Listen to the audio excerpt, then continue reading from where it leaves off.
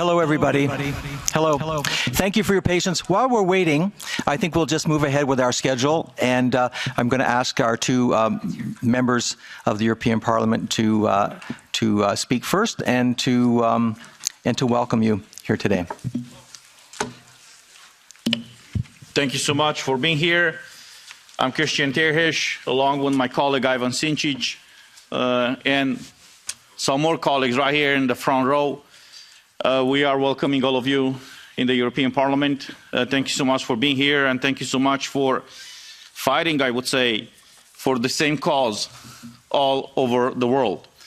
In October of 2021, when we started the first press conference in Strasbourg, where we tried to defend, first of all, our rights as MEPs to enter this building without a green certificate, and the rights of all the workers helping us right now, translating and doing all the technical work to be able to enter and do their job without being conditioned of a green certificate. We haven't realized at that point in time about the gravity and the seriousness of everything that was happening around the world. Initially, for us, it was a matter of principles.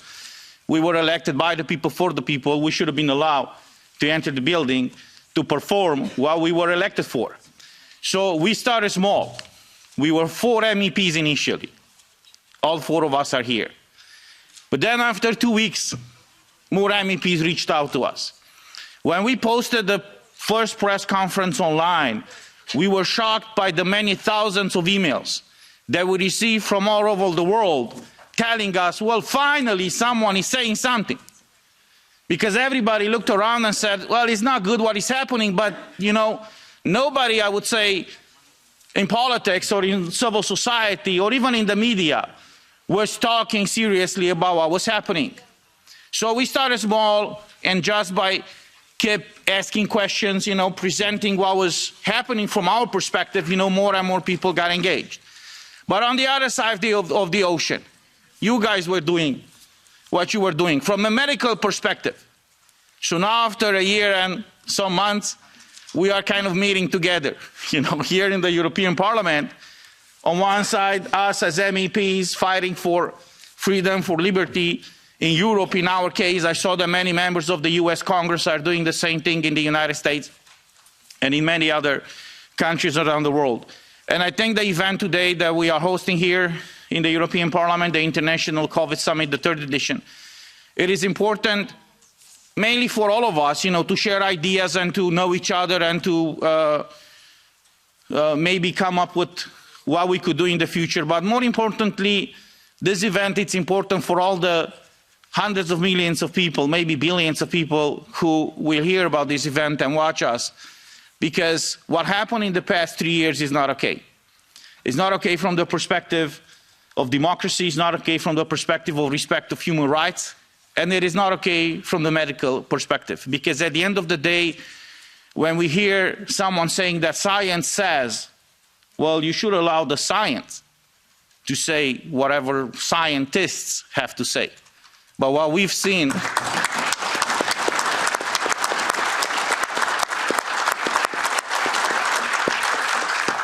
what I've been seeing happening in the past 3 years is that some scientists were not allowed to even think otherwise than some bureaucrats or some unelected officials decided. So we have to stop that. And I'm really looking forward to all your presentations. Thank you so much for being here.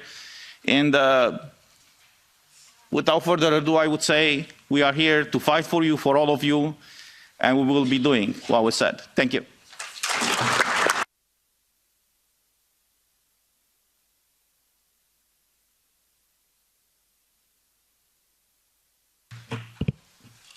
Thank you very much, dear colleague. Dear guests, dear friends, and all of our colleagues, welcome to International COVID Summit and welcome to European Parliament.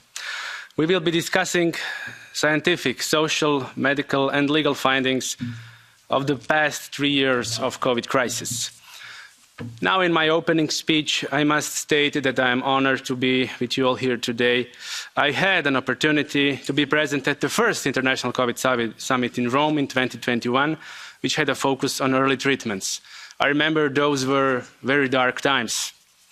I'm also very proud that you, during the heart of the COVID crisis, had spoken the scientific truth while under heavy mainstream media shelling and government discreditation attempts. In the meantime, we have been proven right on so many things, while the narrative of the pandemic marketing, as we call it in Croatia, has collapsed.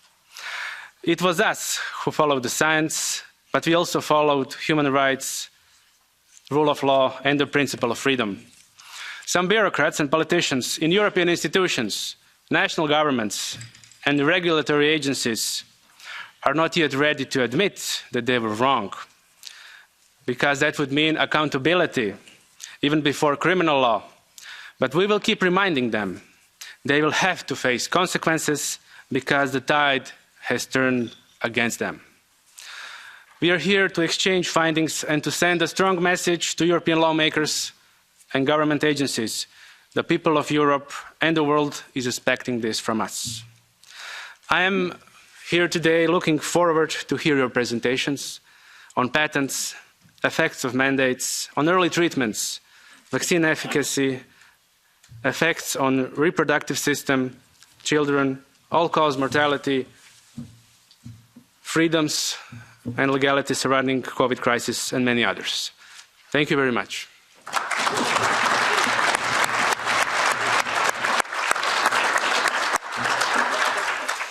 Hello, I'm Dr. Stephen Malthouse. I'm a general practitioner from the west coast of Canada.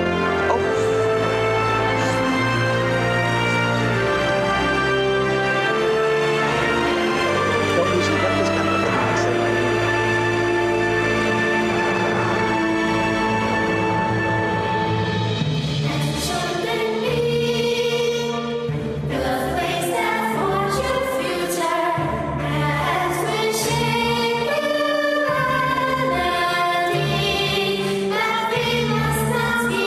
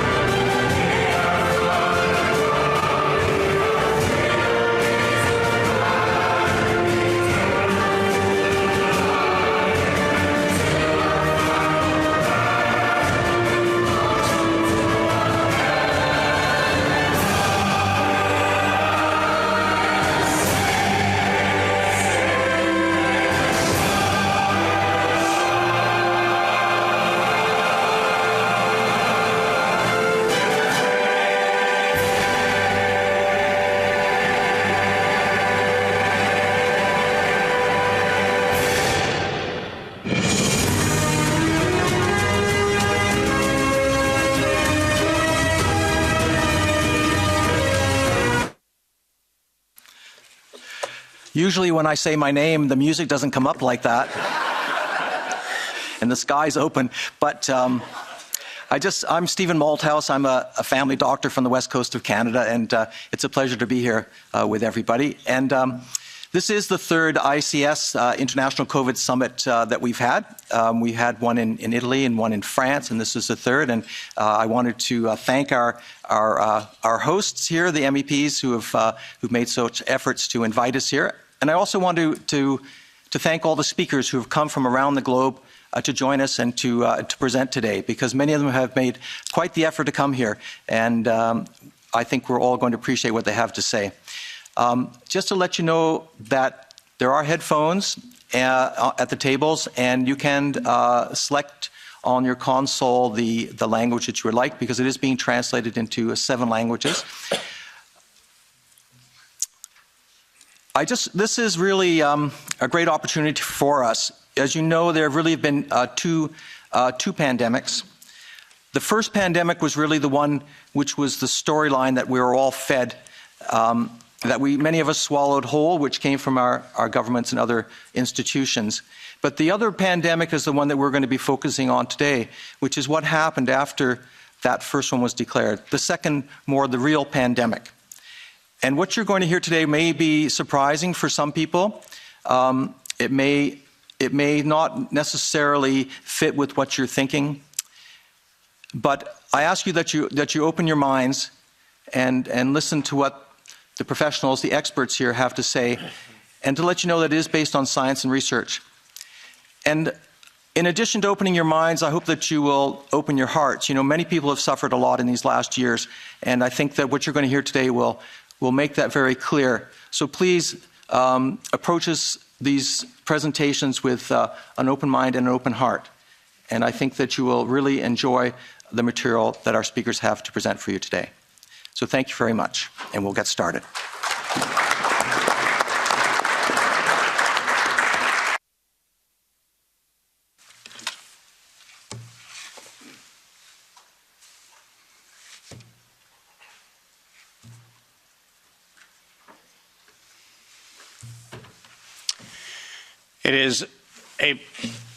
It is a particularly interesting location for me to be sitting today, given that over a decade ago I sat in this very chair right here in the European Union Parliament.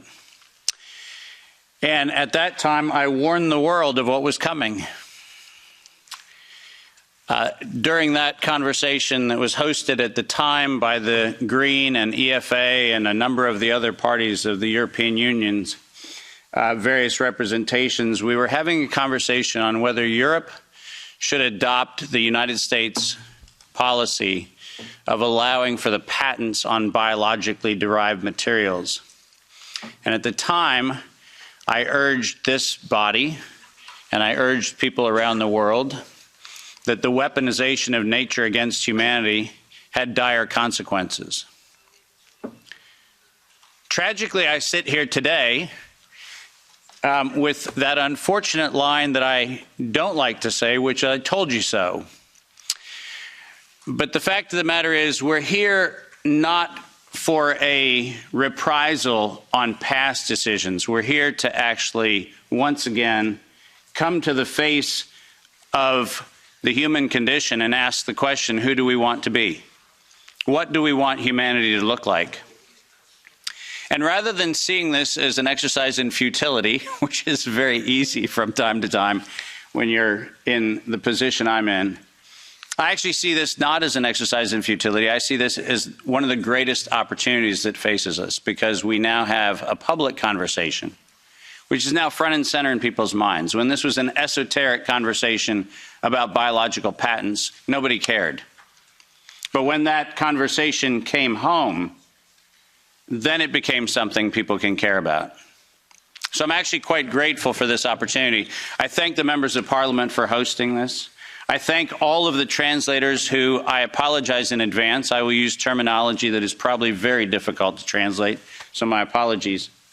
And I'd also like to acknowledge the fact that many of you are aware of my involvement with this, in large part due to the amazing work of my wonderful wife, Kim Martin, who encouraged me at the very early days of this pandemic to get on front of the camera and talk about all the information that I had been sharing among very small groups around the world.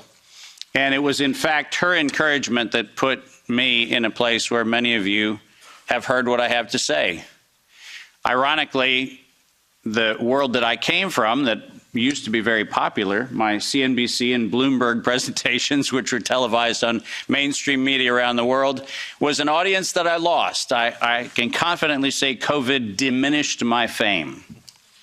But I can also confidently say that I'd rather stand among the people with whom I'm standing today than any of the folks that were part of that previous world. So this is a much better place to be. My role today is to set the stage for this conversation in a historical context, because this did not come in the last 3 years. This did not come in the last 5 or 6 years. This actually is an ongoing question that probably began here in Europe in the early stages of the mid-1900s, but certainly by 1913, 1914, this conversation started right here in Central Europe. The pandemic that we alleged to have happen in the last few years also did not happen overnight. In fact, the very specific pandemic using coronavirus began in a very different time. And we'll try to advance the slides here with one of these things. Oh, there we go. Most of you don't know that coronavirus as a model of a pathogen was isolated in 1965. Coronavirus was identified in 1965 as one of the first infectious replicatable viral models that could be used to modify a series of other experiences of the human condition. It was isolated once upon a time associated with the common cold. But what's particularly interesting about its isolation in 1965 was that it was immediately identified as a pathogen that could be used and modified for a whole host of reasons. And you heard me correctly, that was 1965. And by the way, these slides are public domain. You're welcome to look at every single reference. Every comment that I made is based on published material, so do make sure that you look at those references. But in 1966, the very first COV coronavirus model was used as a transatlantic biological experiment in human manipulation. And you heard the date, 1966. I hope you're getting the point of what I'm saying. This is not an overnight thing. This is actually something that's been long in the making. A year before I was born, we had the first transatlantic coronavirus data sharing experiment between the United States and the United Kingdom.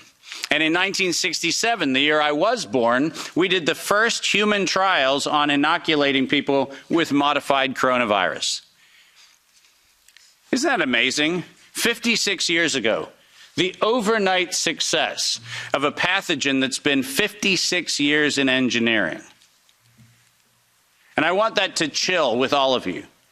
Where were we when we actually allowed, in violation of biological and chemical weapons treaties, where were we as a human civilization when we thought it was an acceptable thing to do to take a pathogen for the United States and infect the world with it? Where was that conversation? And what should have been that conversation in 1967? That conversation wasn't had.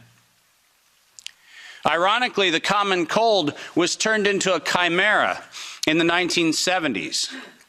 And in 1975, 1976, and 1977, we started figuring out how to modify coronavirus by putting it into different animals, pigs and dogs. And not surprisingly, by the time we got to 1990, we found out that coronavirus as an infectious agent was an industrial problem for two primary industries, the industries of dogs and pigs. Dog breeders and pigs found that coronavirus created gastrointestinal problems, and that became the basis for Pfizer's first spike protein vaccine patent, filed, are you ready for this, in 1990. Did you hear what I just said? 1990. Operation Warp Speed? I'm sorry. Where's the warp and the speed? Pfizer, 1990, the very first spike protein vaccine for coronavirus. Isn't that fascinating?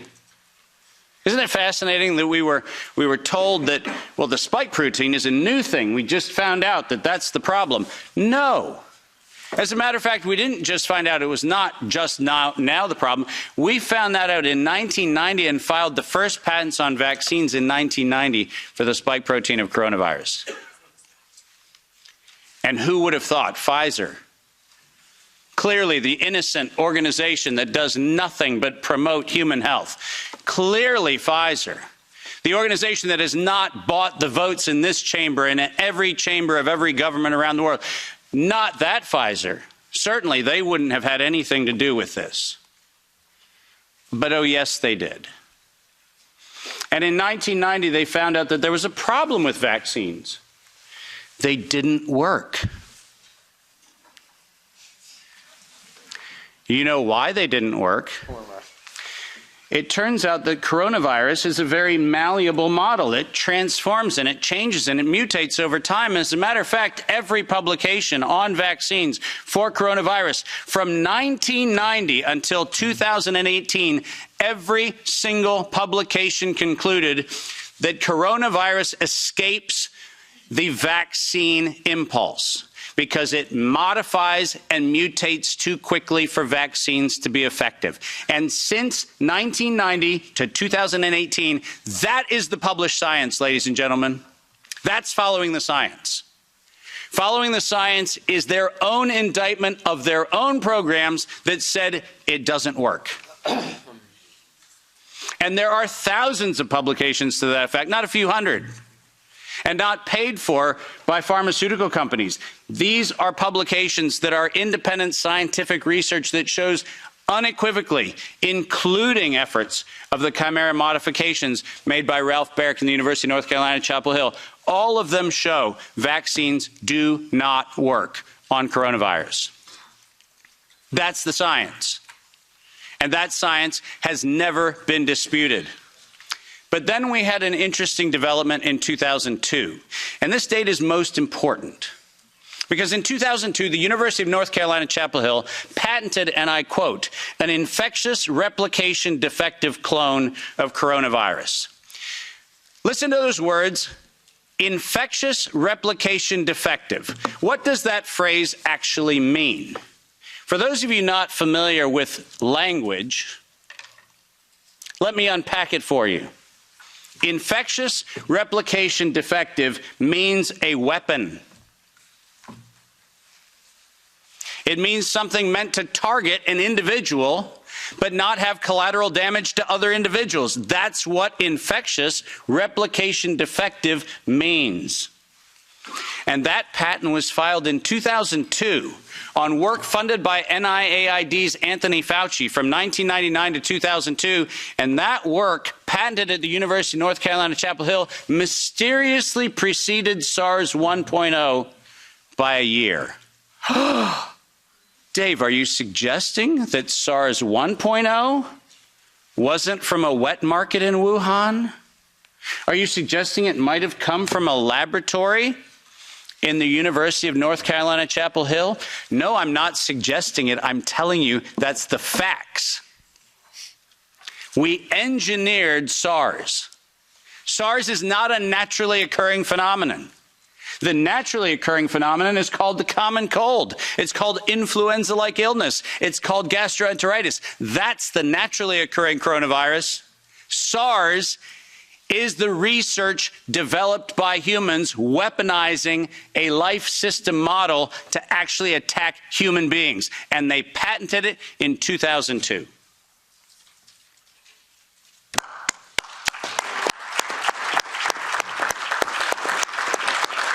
And in 2003, giant surprise, the CDC filed the patent on coronavirus isolated from humans in violation, once again, of biological and chemical weapons treaties and laws that we have in the United States. And I'm very, very precise on this. The United States likes to talk about its rights and everything else and the rule of law and all the nonsense that we like to talk about. But we don't ratify treaties about, I don't know, defending humans.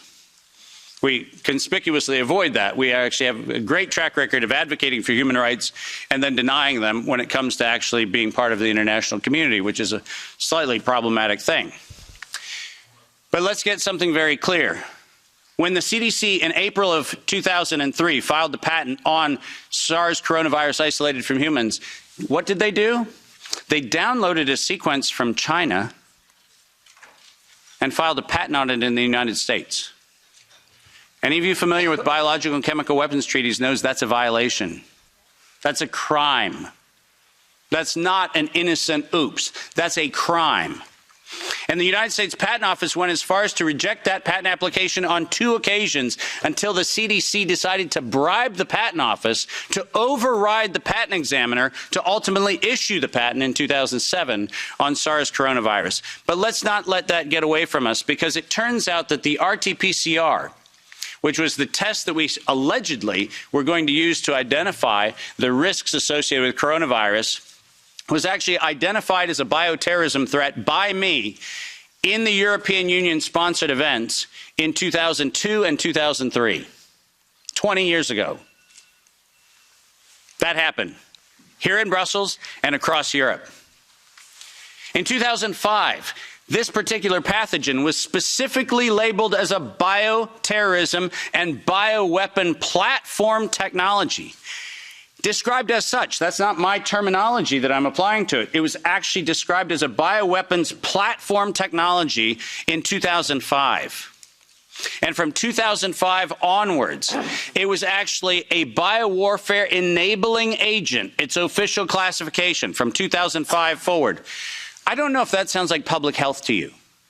Does it? Biological warfare enabling technology. That feels like not public health. That feels like not medicine. That feels like a weapon designed to take out humanity. That's what it feels like. And it feels like that because that's exactly what it is.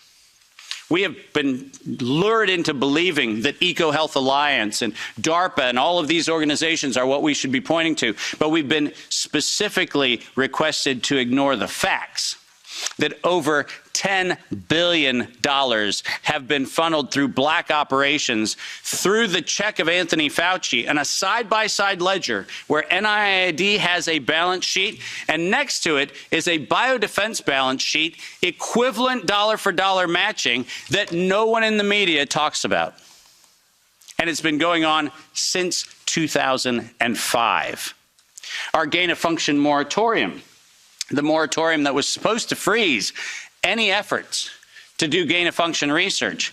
Conveniently, in the fall of 2014, the University of North Carolina, Chapel Hill received a letter from NIAID saying that while the gain-of-function moratorium on coronavirus in vivo should be suspended, because their grants had already been funded, they received an exemption.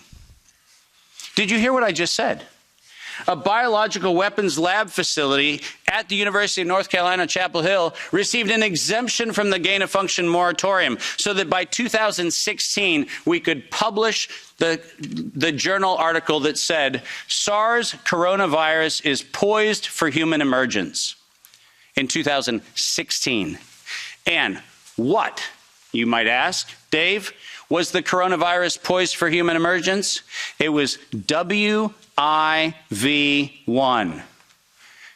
Wuhan Institute of Virology Virus 1.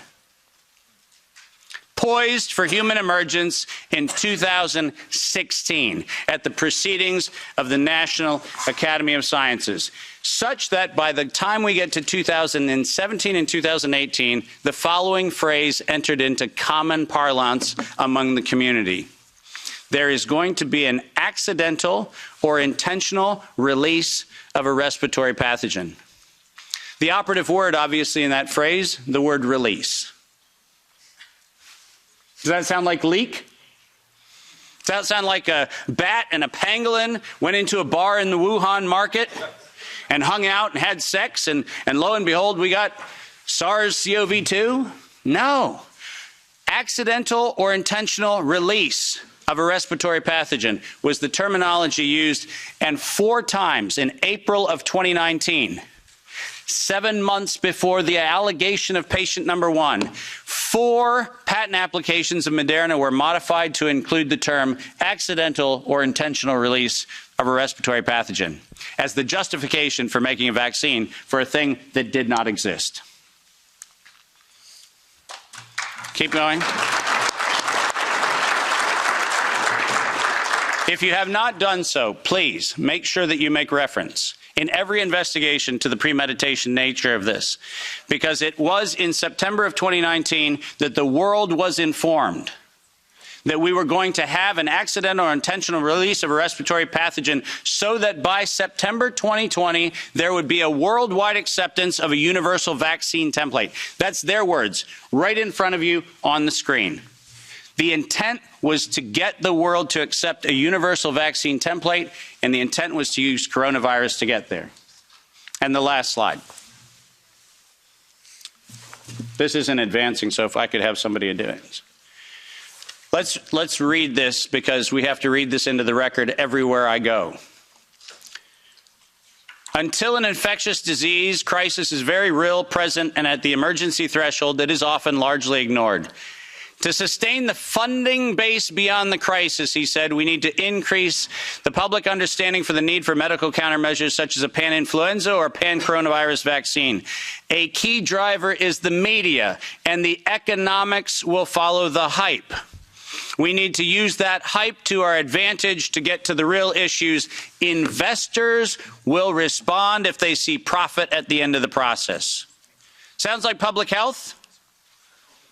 Sounds like the best of humanity?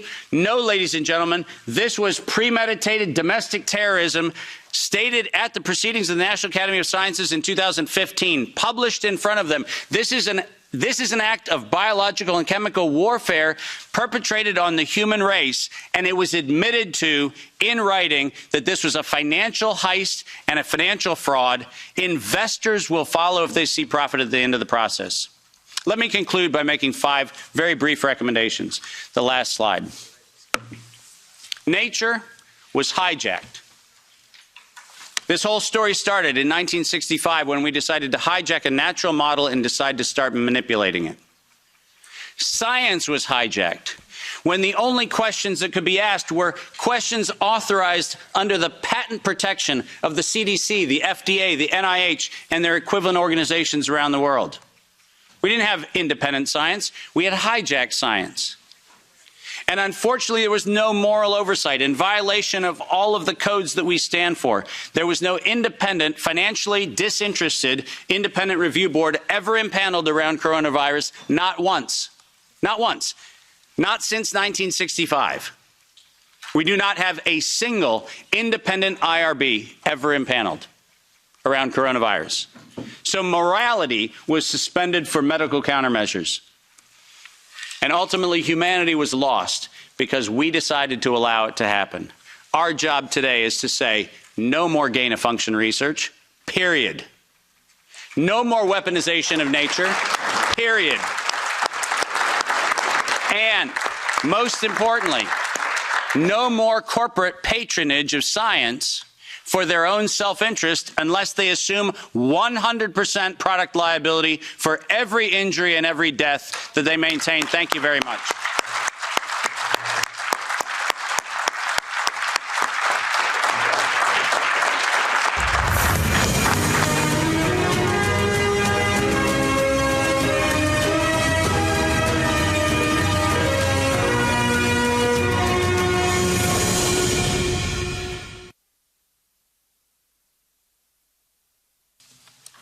David's right. In fact, I couldn't be calling my talk now the science of lockdowns and mandates, because that would be a presentation with no slides. I'm Nick Hudson. I'm the chairman of an organization called PANDA, Pandemics Data and Analytics, now global, but originally set up in South Africa in the very early days of the COVID-19 lockdowns to push back against the absence of science and reason in the invocation of these extreme mandates, unprecedented mandates. Have I got the advancing button, David? You do have the advancing button, but it didn't advance. Okay. Let's try again. Is somebody else controlling the slides? I think they're controlled over there. There we go. So the narrative that we were asked to accept in relation to COVID was a simple and, let's say, deadly one. A deadly novel virus was sweeping the planet. Nobody was immune and there was no cure. Asymptomatic people were major drivers of disease spread. And so we had to lock down and wear our masks until everyone was vaccinated. Note that there were 3 mandates in that sentence: lockdowns, masks, vaccines. And anyone who challenged that narrative was a danger, a menace to society. Next slide. But this was an unjustified fear in the face of reality. The reality was, next slide please, that a virus that represented high risk to very few and negligible risk to most had hit some regions of the world. Few people were susceptible to severe disease and there were several available treatments. Asymptomatic people were not drivers of disease spread. Lockdowns and mask mandates that had never been recommended before were tried, but very early on it was clear that they didn't work and that they caused great harm. So what ended up happening was that the vulnerable people were hurt instead of being helped. Next slide. The biggest lie, perhaps, of the entire story was this one. Tedros, head of the Global World Health Organization, in a very sneaky move, conflated what is known as a case fatality rate with an infection fatality rate. Case fatality rate being the rate at which people who are already sick and presenting at hospitals die from a disease. An infection fatality rate being the rate at which people who are infected, many of whom who will have no ill effects from that infection, die, and they're 2 completely different things. So when he said that COVID had a fatality rate of 3.4%, that was a case fatality rate, and he compared it to the fatality rate for the flu, which was an infection fatality rate, much less than 1%. Next slide, please. What actually emerged as the reality early on, and I want to just point something out about this presentation. In order to make the point that we knew this in time to prevent any of this from happening, these slides only contain information available in the first year of the COVID phenomenon. I have put not an ounce of novel information into these slides except for the last one. John Ioannidis did a seroprevalence study where we can detect infection fatality rates, average them across the world, and in the first one that he conducted, he found that the infection fatality rate was not 3.4%, but 0.23%. In subsequent updates to that material, the rate has fallen to 0.1%, and I would just point out that that rate includes in its numerator a tendency to massively over-attribute COVID deaths all around the world. The real infection fatality rate in this disease is less than 0.1%.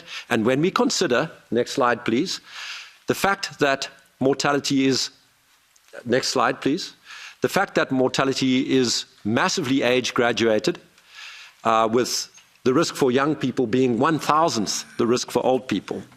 When we consider that fact, it is completely correct to say that COVID never ever presented anything but a de minimis risk to even vaguely healthy people under the age of 70 years old. And when I say vaguely healthy, I mean not in hospital owing to a severe comorbidity. That's not a high hurdle. For all of those people, which is the vast majority of the world's population, COVID presented de minimis risk. Next slide, please. Another little lie straight out of the blocks. The novel virus. There is only one useful sense of the word novel, and that is in terms of universal susceptibility or immune naivety.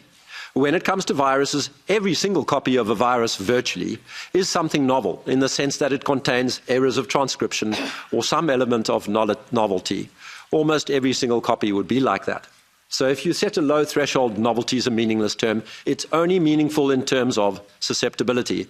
And Tedros told this lie that the name, it mattered to have a name that prevented the use of stigmatization, COVID-19. Next slide, please. The reason this was a terrible lie, next slide, please. Sorry, there we go. Is this virus was identified very early on by the International Committee for the Taxonomy of Viruses as being an individuum of SARS-1. An individuum means something that doesn't qualify for recognition even as a different subspecies. An individuum is like me and David. We're individua of Homo sapiens sapiens. So the ICTV was proposing the name SARS-2, which would have made novelty a joke. And they pointed this out in a paper that has since been memory holed, deleted even from Wayback Machines. This was a scam, the idea of novelty. Next slide, please. And it was acknowledged very early on as well by the World Health Organization's Maria van Kerkhove that the majority of the world's population was susceptible to infection from this virus, even though that this was not actually the case. Multiple studies emerged in 2020 demonstrating that upwards of 80% of the human population had pre-existing immunity to SARS-CoV-2. Next slide, please. And we saw this very clearly in the geographic distribution of the early spread of this virus. Even though SARS-CoV-2 was detected globally, we only had pronounced mortality in certain regions of the world. The vast majority of the human population did not, in that year, develop anything significant in terms of mortality. Next slide, please. Next slide, please. And the myth of asymptomatic transmission is another crucial one to appraise. We had it very early on that this was complete garbage. The papers that set up this myth were derisory. The one was based on a single Chinese woman who apparently infected her colleagues while asymptomatic, but it later emerged that she had been treated by her doctor for influenza-like syndromes. Next slide, please. And the World Health Organization, again, Maria van Kerkhove, came out saying asymptomatic spread was very rare, but then she was forced to walk back that statement. Next slide, please. Fauci knew this as well in advance. Next slide, please. And early papers in 2020, this one from December, found that symptomatic index cases represented the vast majority of the explanations for anybody contracting COVID in a household context. Next slide, please. The biggest lie of them all, maybe, second biggest, was that lockdown saved lives. This man, Bruce Elwood, emerged from China having done no science of any shape or form, saying that the whole world needed to imitate China. Next slide. And what we also knew before that was that every single extant guideline of pandemic response theory had ruled out the possibility or as a recommendation, lockdowns or isolation even of the sick. So next slide, please. And multiple studies emerged very early on that showing that there was no benefit evident in the data to not just the implementation of lockdowns, but the implementation of NPIs in general. Next slide, please.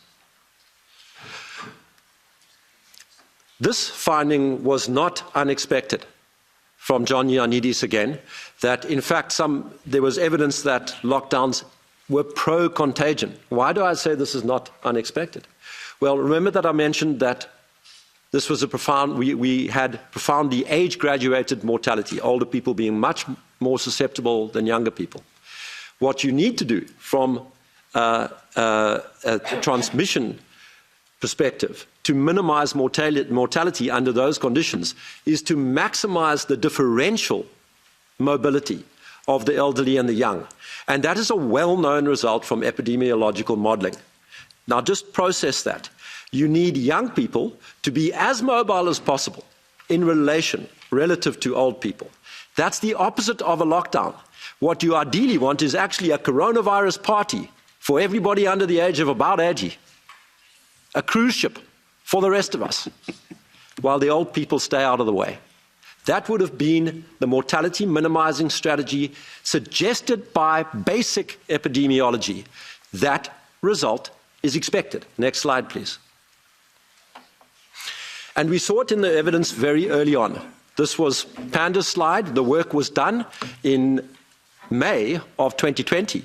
That's a splatter plot. That's the relationship on the x-axis between the stringency of lockdowns and the actual COVID mortality that was experienced, each of those dots representing a country somewhere in the world. And when you get a paint splat like that, what it means is there's no relationship between lockdowns and COVID mortality. If there was, next slide please, we would have seen a pattern like this, a line showing that as the stringency of lockdowns increased, the mortality from COVID decreased. But we saw nothing of the sort, nothing at all. Next slide, please. Comparing side by side two countries, the UK and Sweden, the one with a famously stringent lockdown and the one that famously did not lock down, you see no difference whatsoever in the evolution of their pandemic curves. Next slide, please. And we're in the same way that lockdowns didn't save lives, we saw the same thing with masks, North Dakota and South Dakota, with a mask mandate, without a mask mandate. Their pandemic curves almost identical. You can barely tell them apart. Next slide, please. And here's how ridiculous it got. When the modelers started advising everybody to lock down, and Sweden refused to lock down, this is what they projected for Sweden. They projected that Sweden in 2020 would experience a burden of mortality twice its normal level. In the end, this is what they got. Next. Something that was bang in line with the average mortality that they had experienced over the previous 10 years. You cannot believe how far out those initial models that put us into lockdown were. And of course, lockdowns are harmful. I would just like to scroll through these slides one by one until we get past them. UNICEF predict that there would be 1.2 million child deaths as a result of lockdowns. Keep going, keep going. 150 million people pushed into extreme poverty. 130 million people threatened by starvation. Over 40 million new jobless claims worldwide. And so on. Keep going, keep going. So what we'd done was lockdown, shifting the burden of disease from the young to the very people who were vulnerable, the elderly. And that resulted in the killing of more vulnerable people than would otherwise have taken place. These things had a profoundly negative impact at multiple levels, and it was predicted and predictable. Next slide. It's worthwhile remembering how quickly the opinion shifted in these matters. Look at what the World Health Organization said on the 1st of March compared to what it said on the 5th of June. And there was no high-quality emergent scientific evidence between these two dates. In fact, there never has been. The best quality evidence probably is the Cochrane study, finding that there was absolutely no reason to expect that masks worked. That's a fairly recent paper, hence not a slide in the presentation. Next one, please. I'm going to just keep going in the interest of time. Please go forward, and go forward, and go forward. Tom Jefferson, a well-known epidemiologist, had this to say about his sense of the situation. Sometimes you get the impression that the whole industry is waiting for a pandemic to happen. The interesting thing is that he said this at the time of another hoax pandemic in 2009, the H1N1 hoax. I think he was right then, and even more right if he had repeated those statements today. And of course, we can see quite transparently that this was all done in the name of launching a vaccine story. 7.8 people suddenly needed to get vaccinated, and nobody would be safe unless everyone was safe. And the complete lie of all of that again. It was known in advance even of the mRNA vaccine's advent that a nasal spray vaccine had no chance of preventing transmission and infection because it sets up only systemic immunity. Is that my time? Good. So there again, and this is a fact belatedly recognized by Anthony Fauci. He came out saying, look, we made a bit of a mistake. This is a couple of months ago. We should have made a nasal spray vaccine, right? Next slide. And so there we had it, a collection of lie after lie after lie. And the frightening thing about this, as a way of concluding, is this wasn't even a conspiracy. It wasn't even a conspiracy. It was straight, outright collusion. Why do I say this? All this information was in the public domain. Everything that David presented was in the public domain. Some of it isn't today. It's been memory holed and removed from the Wayback Machines even. Who's doing that? I don't know. The only reason this term conspiracy theorist is around is because when they call me a collusion theorist, it doesn't sound nearly as insulting. That's the only reason. It's straight outright collusion, and we all should be seeing it, and we all should be recognizing that COVID was in no way, shape, or form a medical phenomenon. This was a political phenomenon. And the politicians around the world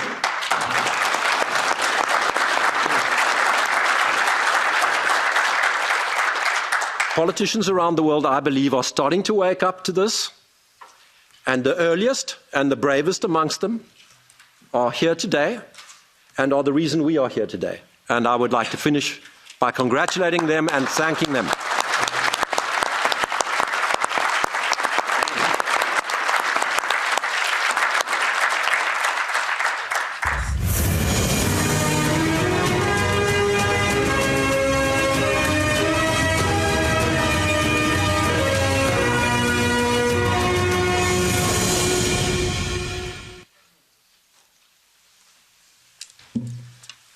Good morning, and I wish to start thanking Mrs. Francesca Donato and the other members of the Parliament for kindly invitation to this meeting.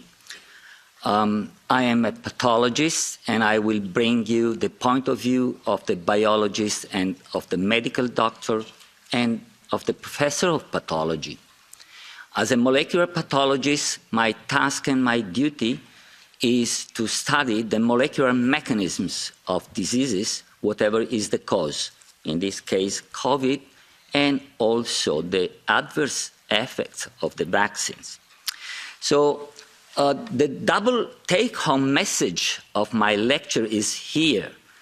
COVID-19 has been presented as a rather unknown disease, a novel disease, which is not completely true, as I will show you. And the other message is that we could have done it better. We could have managed better by just remembering what we teach to the medical student at the third year. So let me start presenting you what is COVID. COVID is essentially, it presents with symptoms of a flu with mild to moderate intensity in the majority of the cases, with fever, loss of appetite, fatigue, and muscle aches, shortness of the breath. But these symptoms would relieve in the majority of cases within 8-10 days with no consequences and leaving immunity. There are cases where the pathology has a more severe course, where the patient experiences difficulty in walking, confusion, coughing up blood, and persistent chest pain. And again, in a few percentage of cases, the disease can progress and develop a respiratory syndrome, a distress syndrome, and may have this multi-organ failure with fatal outcome. This happens especially in elders with comorbidity. So this is bringing the patient to the ICU, and of course this has brought a work overload to our healthcare workers. Now, why I'm pointing to the importance of history? Because it was not, at the end, a truly unknown disease, because the severe acute respiratory syndrome was described by Carlo Urbani in 2003. He was the first one describing this disease in a patient who was hospitalized in Hanoi. And he was an expert in tropical diseases, so they asked him for a consultation. Unfortunately, he got the disease. He understood that it was a respiratory virus causing that. And in fact, he died, unfortunately, just a few weeks later, and he asked first to use his lungs to check what was going on. And you can see what is going on in the lungs. If you leave untreated the patient, then some of them can develop an interstitial fibrosis. And when you get that, of course, there is no way to have gas exchange. So you can see, in fact, that the virus was at the beginning named novel coronavirus, but then they had to rename it as SARS-CoV-2, just because it is very much similar to SARS-CoV, the one that caused the SARS described by Carlo Urbani. There is, however, one important difference in the genome. You can see that in the sequence for the spike protein, there is a cleavage site which makes this virus more infective, yet much less lethal, which is logic if you think of the evolution of microorganisms, especially the virus. They can survive only if they leave alive the host. And in fact, you can see here that the virus can enter the cells in two ways. That's why it is more infective. One way is through endocytosis, the other way is through fusion with the plasma membrane of the cell.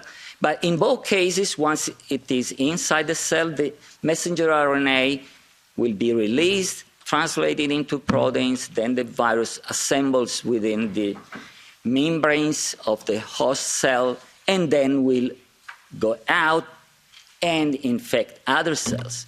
Now, I point out the importance of the vascular system in the cell, which is a protective system. It is the autophagy lysosomal degradation pathway.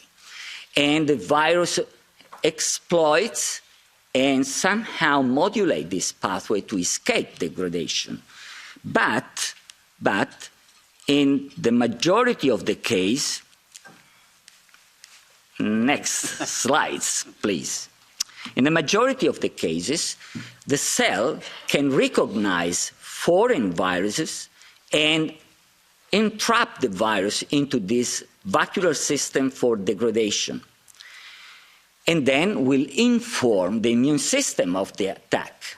What happens is that in the elders, this degradation pathway is not so efficient, and virus can somehow hijack this pathway. So in that case, what happens is that we have a hyperinduction of the inflammatory and immune response, which leads to what we call cytokine storm. Now, again, we had and we have many inhibitors. You can see they are listed there, inhibitors and monoclonal antibody that can stop the cytokine storm. Now, if we go back to the disease, you can see that the lungs are the main organ affected, but also the intestine and other organs might be interested. And what happens is that the upper and lower respiratory tract are affected, but also it's important to stress the vasculature, so the endothelial cells, and what is the renin-angiotensin system, which controls our blood pressure. Now, this is happening in the severe cases, and what you can see, it is driven by the cytokine storm where interleukin-6 is playing the major role. Now, look at the right side. Interleukin-6 is doing more than just driving the inflammation, is telling the liver to produce coagulation proteins, is telling the bone marrow to produce platelets. So no surprise if you then get intravascular coagulation disseminated. And in fact, next please, this is, okay. The first fatal mistake is this, no autopsy. And we are pathologists. If you do not perform an autopsy, you cannot find out what's the reason of death. And I like also to stress the aphorism of Heraclitus saying that you will never find the truth if you are not willing to accept it. So it's important that you look for the truth if you want to find it. The next, please. So let's go back to the cytokine storm. And this is, as I said, is causing at the end the disseminated intravascular coagulation with thromboembolism. And this is what we could have discovered with autopsies. You can see what happens in the lung. That is an alveoli of the lung. And you can see that there is, because of the hyperinflammation, activation of fibroblasts. They will produce collagen fibers, and these will make very, very difficult for the gas to be exchanged. But what else is happening? The presence of thromboembolism. So at that point, giving oxygen to the patient is useless. And that's the reason why our patients, once they enter the ICU, it was too late. They could not be saved. The next, please. And what's the second fatal mistake? Keep them home with paracetamol, which is only treating fever. It's not counteracting inflammation. So if you leave the patients at home with the wait and see and just treating fever, of course, after 15 days, as I showed before, they will come to you with the interstitial fibrosis, but that is too late. But you can see there is no literature supporting that treatment. Instead, you can see, and we learned again from the previous SARS, that we could treat our patients, and many of us have treated the patients with just regular anti-inflammatory drugs, and with supplements supporting the immune system and counteracting the oxidative stress. And you can see there some publication. There is also one my paper pointing on the importance of modulating autophagy again. So now what happens is that after 2 years and more than 200,000 deaths, it has been published then that indeed with anti-inflammatory drugs we could have done better. Next, please. Then I move to the molecular mechanisms underlying the other effects of the spike protein affecting the cardiovascular system and causing altered control of the blood pressure and so on. And you can see this is done by the spike, whether it comes from the virus or it comes from the so-called vaccine. And what happens is that it is depleting ACE2, which is controlling blood pressure. Next, please. And next, yes. And in fact, this vaccine, so-called vaccine, unfortunately, has not been made in a good way, because it is driving the synthesis of this spike protein, and it is, by the way, a spike protein modified. The messenger RNA, you can see it binds to ACE2 more avidly, and the mRNA has been modified to be stabilized, so it is not recognized, not destroyed by the cell, it cannot trigger the antiviral interferon step. So we could have done better by using also omics technology. Next, please. Omics technology would have allowed to make a personalized profile of our patients to understand who was really susceptible to this disease to protect.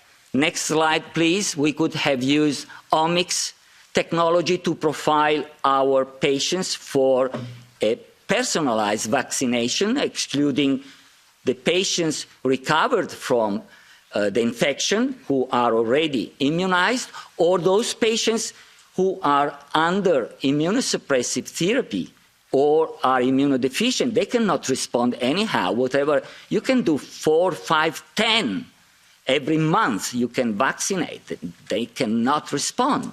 So we should have used these technologies to profile who could really benefit from vaccination. Next, please. And to conclude, indeed, the virus is very much similar to the well-known SARS-CoV-1.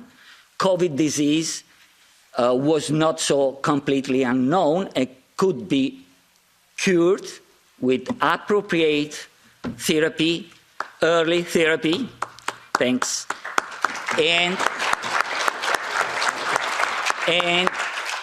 And we could have done better if we would have done the autopsy. We would have studied the cellular and molecular pathways of infection. We would have treated the patients early. We would have remembered pathology that is just learned back in the textbook, then profiling our patients. So in simple words, we could have said by trusting through science, not having faith in technology. That is the big mistake. And I wish to conclude with my hero, our hero, Giordano Bruno. He said, if this science, and nowadays it is only technology, not science, which will bring great advantage to man, will not help man to understand himself, then it will end up turning against man. Thanks very much for your attention.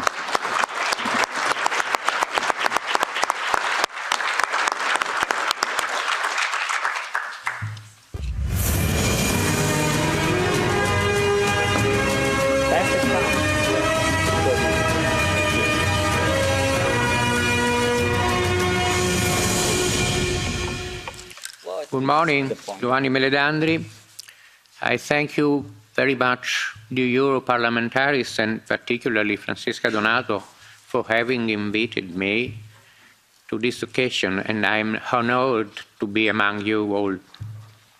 We have a few minutes, and my purpose is to provide, if I can, some clarification, alleviate some doubts, and possibly even focus on some risks, some more risks. Please listen to me, because I want to be short and sweet. And then, if you like, you can read later, at your convenience, the slides. The things I'm going to tell you are probably well known to colleagues. May I have the tomorrow? Yes. It doesn't work. Just ask for them. Just ask them. Okay. So, just the second one, please. Oh, thank you very much. It doesn't work. Okay. I wanted to recall them all because the audience is very large and the dissemination of information in recent years has been not always been equable and excellent. Confusion, unfortunately, has produced suffering and damage.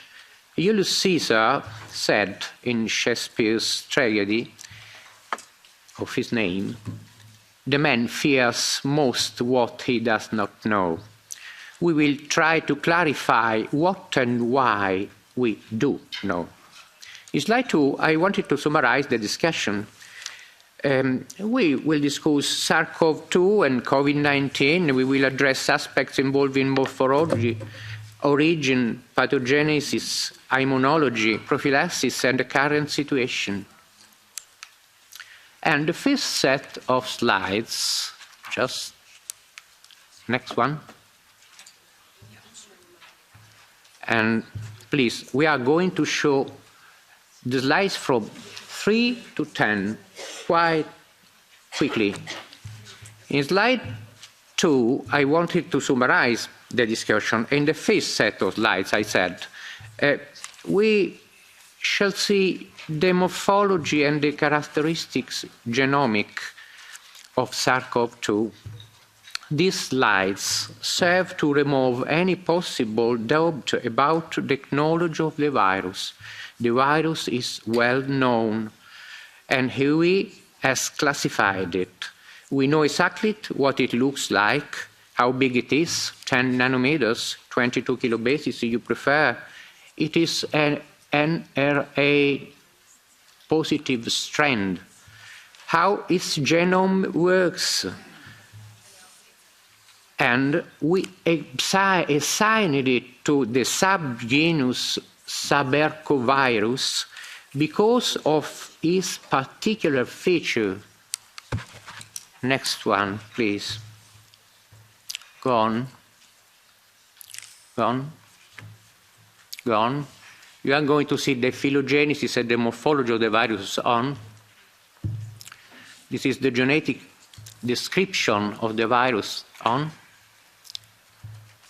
And this is its collocation in the taxonomy. As I said, the SARS-CoV-2 virus has a unique characteristics, and this is the reason why we assign it to the Sabercovirus. He binds to the AC2 receptor. I think that you are fed up with this. You have heard, I think, too much about the AC2 receptor, but I'm afraid that it's not enough. Let us recall some aspects concerning, I would like just to go a bit back. Move back, please, to, I think, the third one. Back, back, back, back, back, back. Okay, that's right. This slide deals with the ERCON 0, or it's known as the coefficient of reproduction. Probably in the first years about the epidemiology of the SARS-CoV-2 virus, we heard a lot about this problem. But what is the coefficient of reproduction? Is a measure of how effective is a disease. And officially, it has been calculated to be between 2 and 4. I can add that the SARS-CoV-2 has a very specific coefficient, and it is 3, and it is an horizontal one. And probably epidemiology will know what I mean. An horizontal coefficient differs from a spherical one. A horizontal coefficient means that if I become infective, I can communicate the disease to one, and this one can communicate my disease to one more, horizontally. That's all. Look in your memory. If probably, I think, unfortunately, everybody knows the problem. If you just get your memory, probably you'll find that in your relatives, in your family, in your experience, when one gets the virus, he can communicate it to one, and this one to one more, then it stops. And this is the reason why in some family, one became ill, one more, and then no more. Let's move on. From the sequence of disease, sorry, I've been operated on my eyes, I have some problem. Can we go on, please? On? On? Can you move faster? One. Again.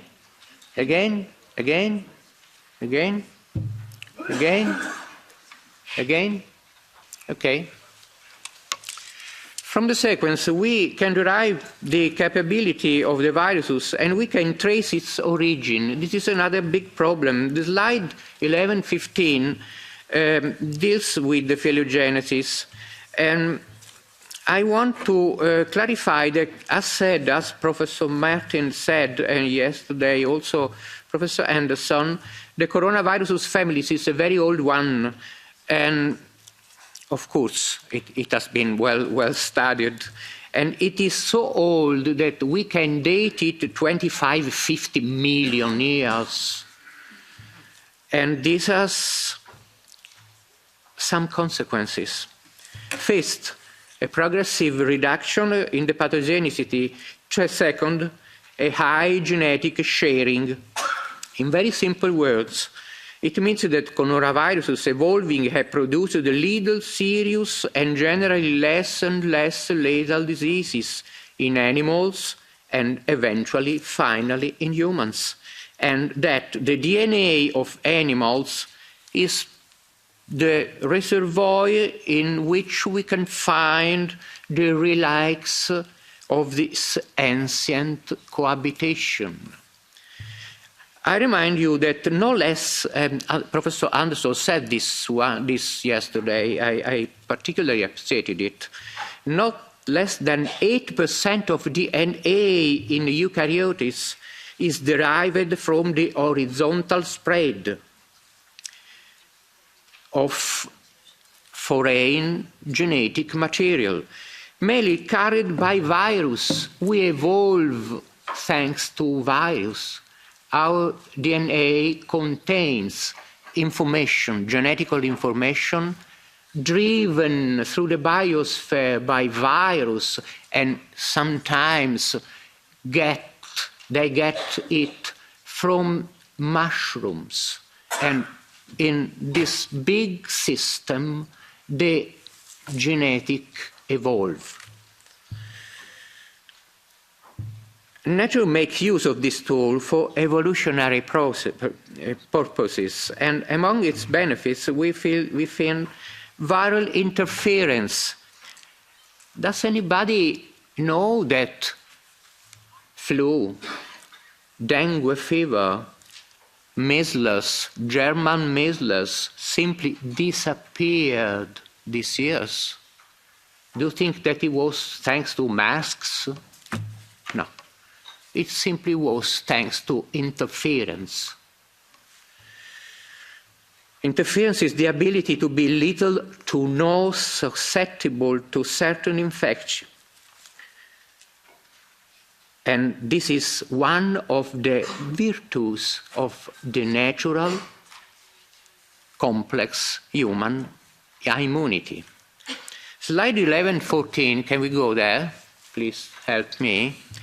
Just show 11, 12, 13, and 14. Is devoted to the origin. Yes, stay just one moment there. And this is the conclusion of a long process, a long discussion, and I think that Professor Martin explored it deeply. There is no evidence which animals were where the virus came from. This is George Gale last month, and that's all. No animal. And I just want to suggest you just a little provocation. If the pangolin and the bats wanted to mix and share the coronavirus, they have enough to share. They had 25 million years to do, and they did not. When they were face to face in the Central Europe, the Koch Institute deals with this matter, and Professor Claudia Cole studies. In a study I published, I cited it, this problem. And why now the pangolin and the bat should have made their marriage in Wuhan. It looked very strange, and of course it's completely refused analyzing the sequence. In slides 16, 19, I summarize, we can move on, the pathogenicity. This is another interesting point because it all opens by recalling that the SARS-CoV-2 does not differ, we said, from any other virus and is the result of the genetics of the virus and the reaction of the host to make the pathogenesis. Whatever symptoms and causes we want to deal with, it is not permissible within reason to be surprised by this, because any triplets of genes give us information about cause, etc. I have to move faster. We think when, and we can read it in the slides, when the virus came into the cell, and you have many ways to get inside. I just resumed 4 of them. At the end of the replication, it puts a black spot in the cell. It's the ubiquitination. When it puts the black spots, the cells has to commit suicide. The cell must die to let the viruses out. If you go fast and deal with the immunization, I want to stress that the definition of immunization is well shown. Just move fast. Till 34, please. Go on.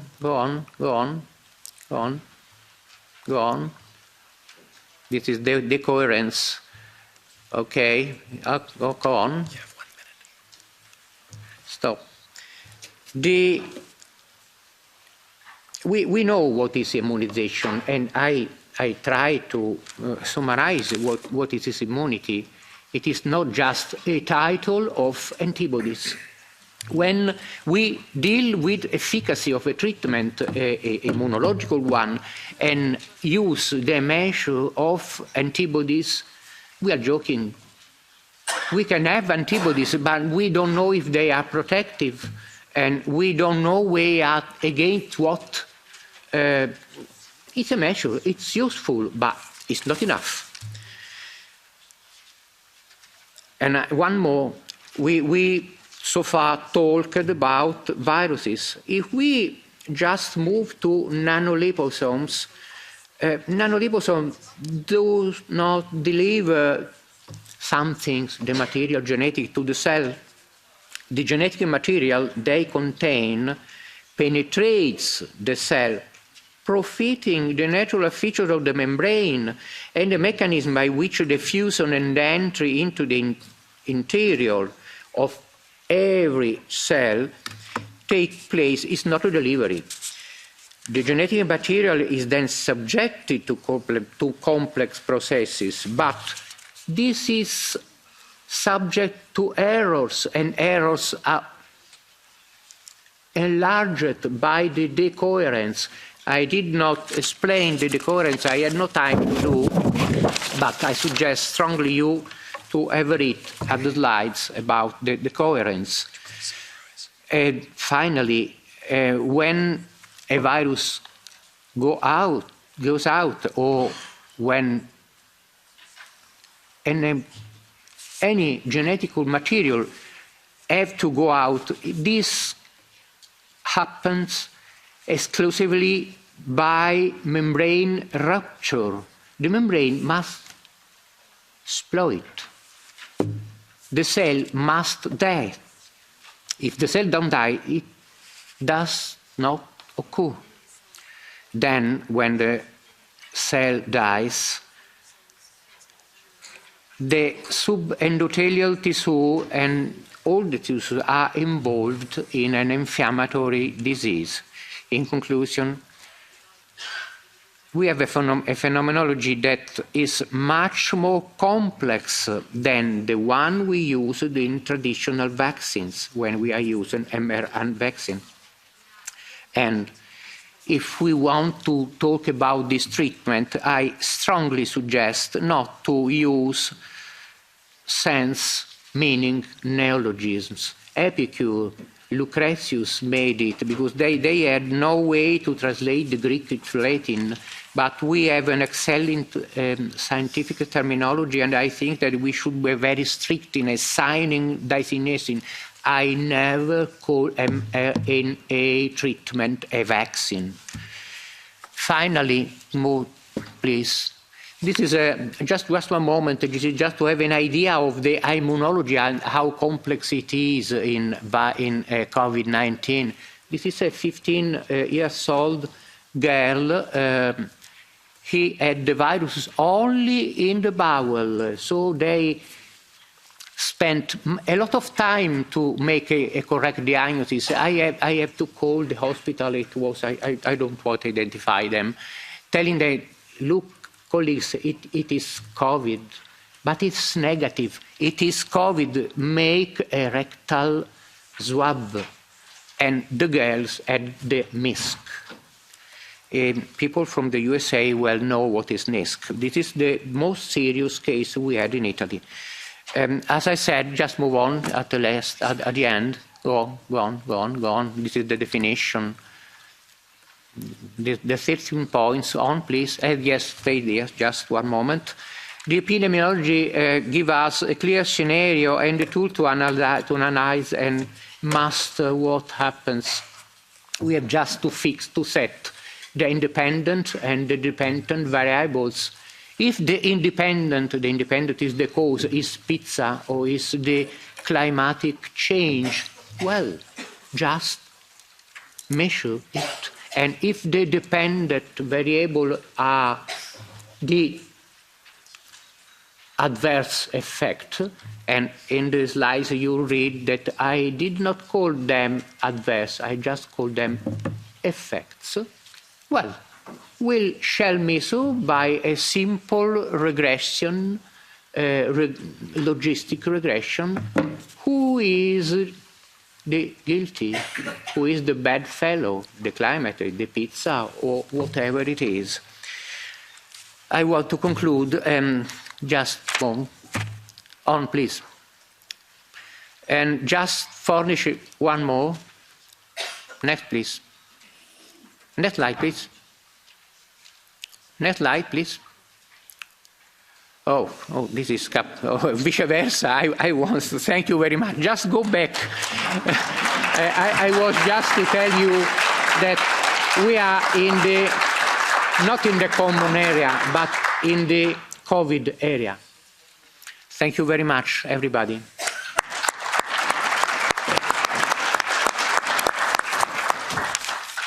I medici, esempi eroici impegnati in prima linea, in tutti i settori e specialità, nei reparti ospedalieri, sul territorio, nell'assistenza domiciliare e nella ricerca scientifica, che con grande coraggio e profondo senso di umanità hanno operato al di là delle umane possibilità, mettendo spesso a rischio la propria vita, affrontando un virus sconosciuto, senza risparmio di energie, privilegiando la salute del paziente e l'azione di contrasto della pandemia rispetto alla sicurezza personale. Intanto buona mattinata a tutti, signore e signori. Parlo in italiano perché è la mia lingua e trovo rispettare anche la lingua italiana, che è una lingua ufficiale di questo Parlamento. Questa medaglia d'oro è stata data al Presidente dell'Ordine dei Medici, anzi al Presidente della Federazione Nazionale dell'Ordine dei Medici. Ordine dei Medici che sospendevano, radiavano. Io stesso sono stato sospeso, sono al mio terzo procedimento per non aver seguito fondamentalmente le linee guida, per aver dato farmaci che secondo loro non si dovevano dare ai pazienti e quindi per aver curato 9.000 persone, 9.000 casi di Covid.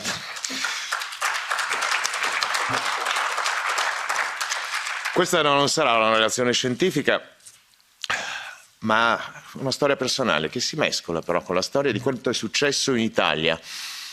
Voi sapete, l'Italia è stata la prima nazione occidentale a essere colpita pesantemente, soprattutto dall'epidemia di Covid. Facciamo un salto indietro nel tempo. Siamo al 23 gennaio 2020 e inizia il primo e grandissimo lockdown cinese della storia, da cui arrivano dati allarmanti. Un amico mi informava da Wuhan su quanto avveniva nella sua città.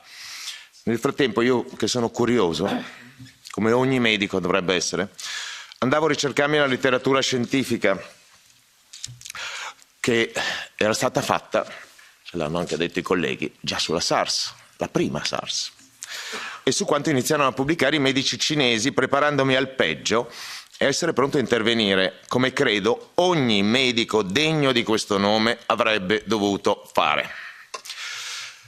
Il 31 gennaio 2020, uno dei più famosi virologi italiani, il professor Burioni, dichiara in televisione che il Covid-19, che ancora non aveva quel nome, in Italia non sarebbe mai arrivato, date le precauzioni delle autorità sanitarie italiane. E nella stessa sera il nostro Ministro della Salute dichiara, nella stessa trasmissione, l'Italia è pronta. Non lo erano. Il piano pandemico non era stato aggiornato dal 2006 e alcune delle poche mascherine che avevano nei magazzini furono inviate in Cina come gesto di solidarietà. I posti di letto in terapia intensiva erano stati ridotti di oltre un terzo negli anni precedenti per risparmiare sulle spese.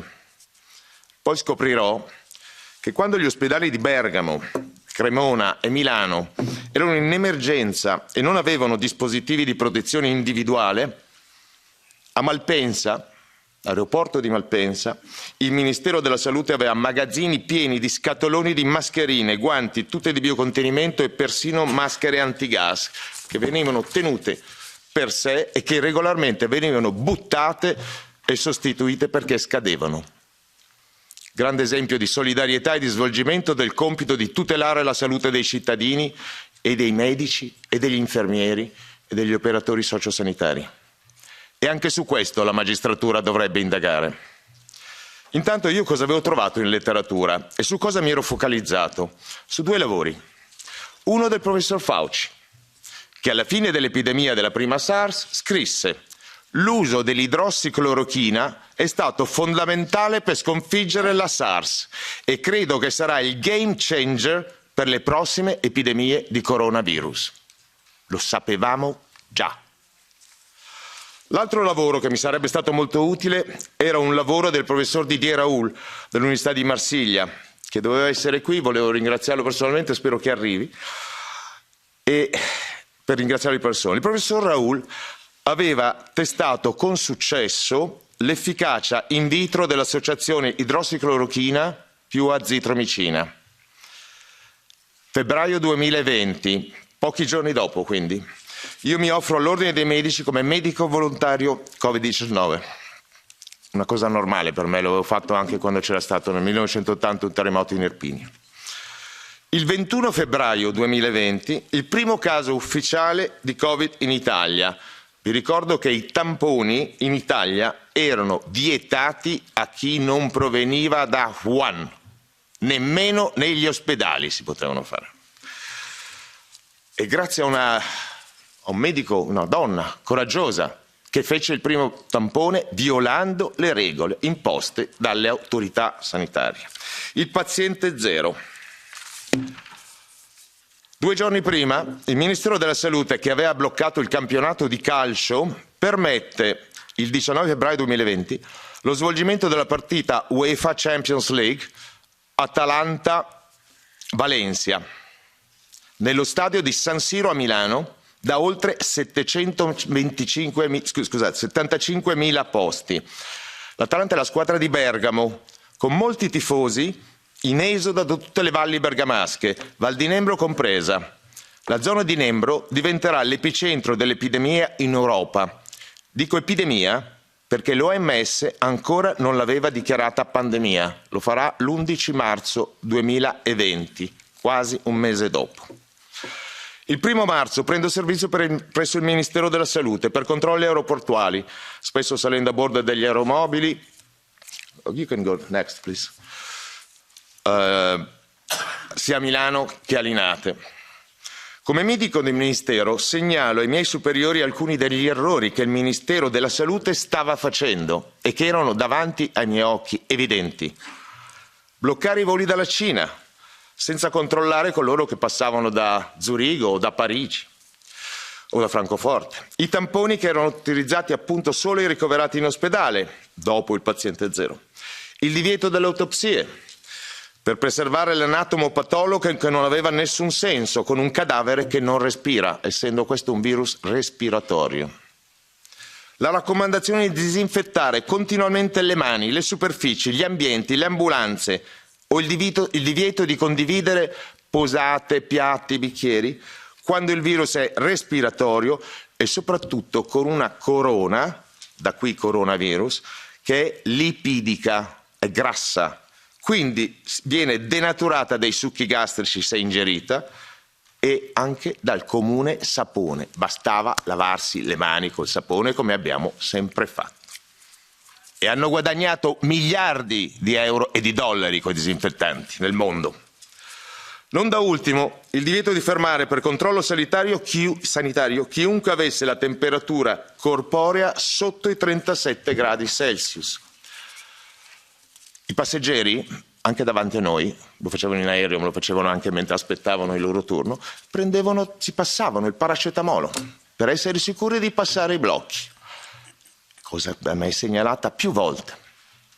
Segui le regole.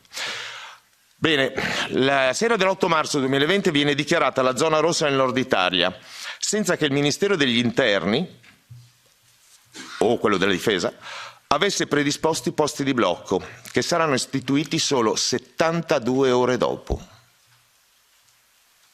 Centinaia di migliaia di persone dal nord sono scappati al sud, assaltando i treni e invadendo le autostrade.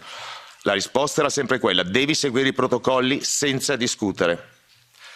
Ma soprattutto non era mai successo, come ha detto il professor Isidoro, che non si curasse, nella storia della medicina, che non si curasse una malattia, che si attendesse che diventasse grave, e soprattutto dando il paracetamolo, che abbassa, come è noto, i livelli di glutatione, che è una molecola prodotta dal nostro organismo, dal nostro fegato, e che serve al sistema immunitario, è essenziale. 13 marzo 2020. Un medico coraggioso di Bergamo, Andrea Gianatti, decide di violare i protocolli che vietavano le autopsie e racconta al mondo che le persone morivano per la formazione di microtrombi, come ha detto il professor Isidoro, dovuti all'infiammazione dell'endotelio dei piccoli vasi. L'ossigeno non poteva più passare dall'aria dei polmoni ai globuli rossi, rendendo inefficace la ventilazione con CPAP o con l'intubazione. 16 marzo, attenzione, un sostegno quando la saturazione era molto bassa, normale, in aria, cioè voglio dire, a pressione normale ci stava, ma dovevi curarli nel frattempo. 16 marzo 2020, dopo una settimana di lockdown, con una Milano totalmente deserta e silenziosa, a parte le continue e assordanti sirene di ambulanze che rompevano il silenzio assoluto della città, e le immagini televisive, che forse avete anche voi visto, toccanti, delle colonne di camion militari che portavano fuori da Bergamo decine di bare per farle cremare in altre città perché non c'era più posto a Bergamo, al cimitero o nel crematorio. Quel giorno ricevo la telefonata disperata di un collega, ma soprattutto di un amico. Papà sta morendo, il suo medico non risponde da giorni al telefono, ha 90 anni, ha febbre alta da giorni, non mangia e non beve, ha la saturazione bassissima. Gli ho dato una piccola bombola di ossigeno, ma vedo che non reagisce più agli stimoli. Attraverso la città deserta girando 13 farmacie per riuscire a trovare ciò che cercavo. Antinfiammatori, non certo paracetamolo, che da sempre si usano per arginare le infezioni, in qualsiasi tipo di infezione. Azitromicina e idrossiclorochina, ancora grazie al professor Raul. Cortisone, perché già si iniziava a parlare di tempesta citochinica, cioè di una reazione immunitaria anomala ed eccessiva, che alcuni soggetti che evidentemente sono predisposti geneticamente, tipo HLA0401, avevano, soprattutto se poi obesi, se anziani. Enoxieparina, perché appunto c'era già stata l'autopsia, e una bombola di ossigeno più grande. La polizia mi ferma, dato il lockdown, e io con le lacrime agli occhi, temendo di arrivare troppo tardi, dico loro: aiutatemi a salvare la vita, vi prego. Forse erano angeli, mi hanno scortato facendomi passare tutti gli incroci col rosso. Arrivai in tempo, era ancora vivo, ma vi giuro su mio figlio, che è qui davanti a me, che quando vidi quell'uomo pensai che non avrebbe superato la notte. Se ciò fosse successo, se quell'uomo fosse morto, sarebbe stato il mio primo e ultimo paziente Covid. Di questo sono certo.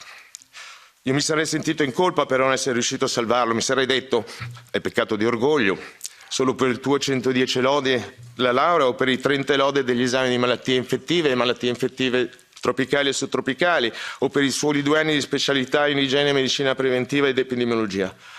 Alla fine sei solo un ortognato odontista, non fai più il medico da 40 anni. Tutto il mondo cerca una cura e tu credevi di averla trovata, vergognati. Invece, dopo solo 2 giorni, il paziente aveva abbandonato l'ossigeno e si aggirava per casa in pigiama. Dopo altri 2 giorni lo trovai in giacca e cravatta che discuteva col figlio perché non gli permetteva di andare a fare una passeggiata primaverile nel parco. Non sapeva e non aveva capito che c'era un lockdown. Provai a gridarlo al mondo e ai colleghi, e all'ordine dei medici, e al professor Burioni: c'è una possibilità di cura, ma non mi ascoltarono. Io credo veramente che sia stata la mano di Dio a guidarmi, a mostrarmi la strada, a farmi diventare uno dei suoi guerrieri di luce, come ci definiamo spesso tra di noi che abbiamo curato o che curiamo. E dopo aver curato e guarito un centinaio di pazienti anziani, già in piena tempesta citochinica, mi ricordai delle parole che mi aveva rivolto un santo, Papa Giovanni Paolo II, che in un'udienza straordinaria nel 1989, quando io lo ringraziai per aver fatto cadere il muro di Berlino, mi rispose con accento polacco, stringendomi la mano con entrambe le sue: no, sono io che ringrazio lei. Lei aiuta la gente che soffre. La capii solo tanti anni dopo quella frase.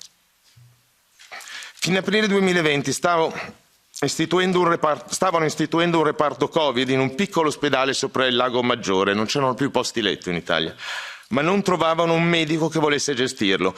Erano morti già oltre 100 medici italiani di Covid in quel periodo.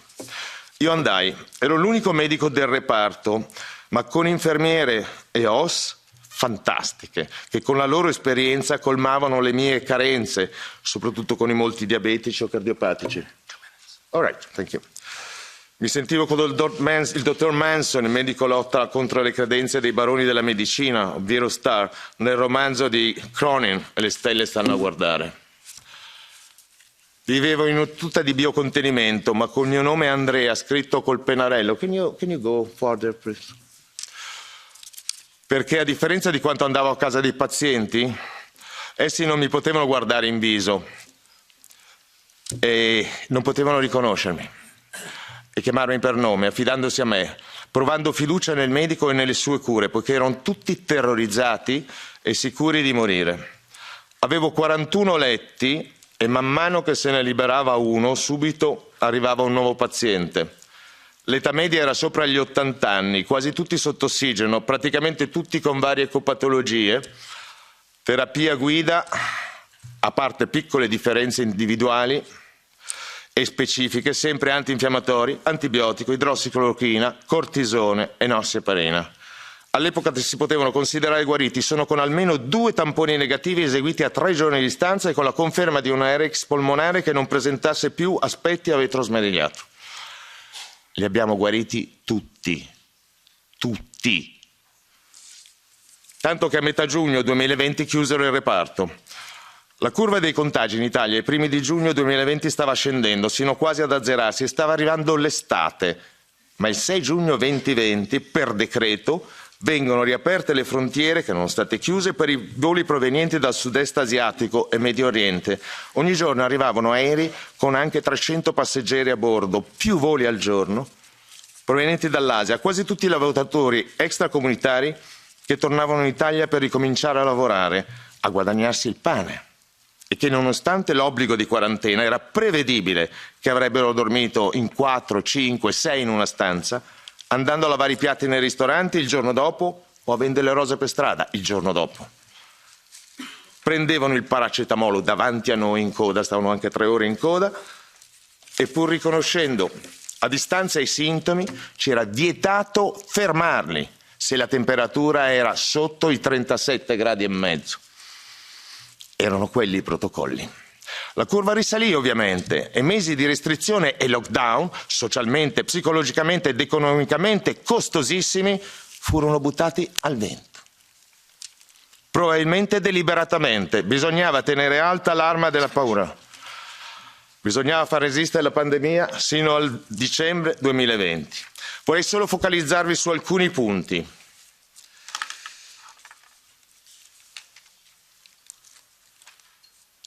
È una cosa importante, dirimente. Can you go further to the last slide? You know, yeah. Again, more. That one.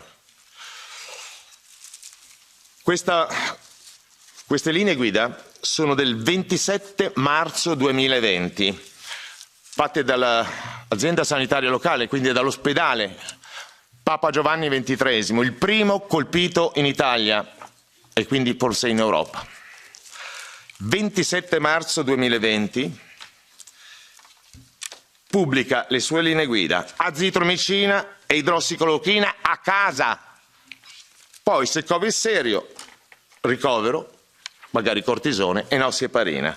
Sapevamo già tutto il 27 marzo 2020. Le terapie erano giuste già nel marzo 2020. Avevamo avuto solo 600 morti in Italia fino ad allora. Degli altri 190.000 morti italiani, la responsabilità è di chi ha ignorato le terapie precoci domiciliari e il plasma iperimmune del dottor De Donno.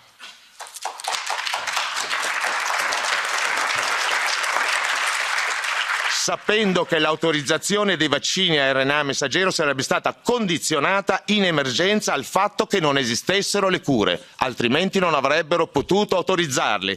Il più grande business della storia occidentale, la più grande mistificazione che un giorno, presto o tardi, sarà considerato non solo il più grande scandalo dell'era moderna, ma il più grande genocidio del secolo, poiché oltre alle cure negate, con la criminalizzazione di idrossiclorochina e ivermectina e la complicità del mainstream e delle riviste scientifiche, alcuni potenti hanno sfruttato la paura e causato perdite infinite, pur sapendo che, e concludo, il Covid si cura con terapie domiciliari precoci, semplici e poco costose. I vaccini quindi sono inutili, esistendo le cure. I vaccini sono inefficaci, non prevenendo contagio e malattia, visto che tutti i virus a RNA messaggero mutano continuamente e lo sappiamo da sempre. I vaccini sono dannosi e in moltissimi casi di eventi avversi, oltre che evidenti e preoccupanti, saranno la sfida della medicina dei prossimi decenni. Questo Parlamento europeo, che ringrazio per l'invito, non può e non potrà non tenerne conto, o la storia lo condannerà. Grazie.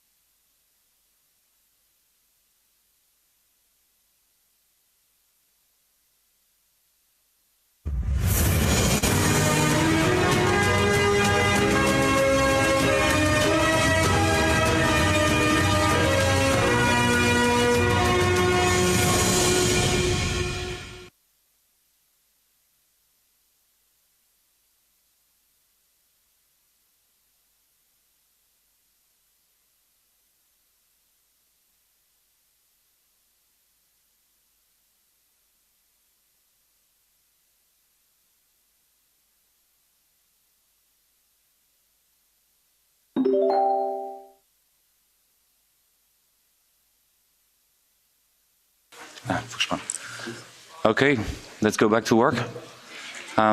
Good morning, everyone. I'm Dr. Louis Fouché, and I'm intensivist in Marseille. I should speak in French normally, but I think maybe our French translator has COVID, so I'm going to try in English, and you may forgive my accent and my poor English if I mess up. So I work in Marseille, and I'm speaking for myself, and also I'm contributing to the Independent Scientific Council, and I work on this presentation with the independent scientists of Reinfo COVID, which is a group that we created, which is free from any conflict of interest. And that's the case for myself. I have 57 euros notified on Transparence Santé, which is the transparency database registering the conflict of interest in France with drug industry, vaccine industry. I don't have any stock option in any numeric firm or assurential prudential company. And I speak under the law of the 4th of March in France, which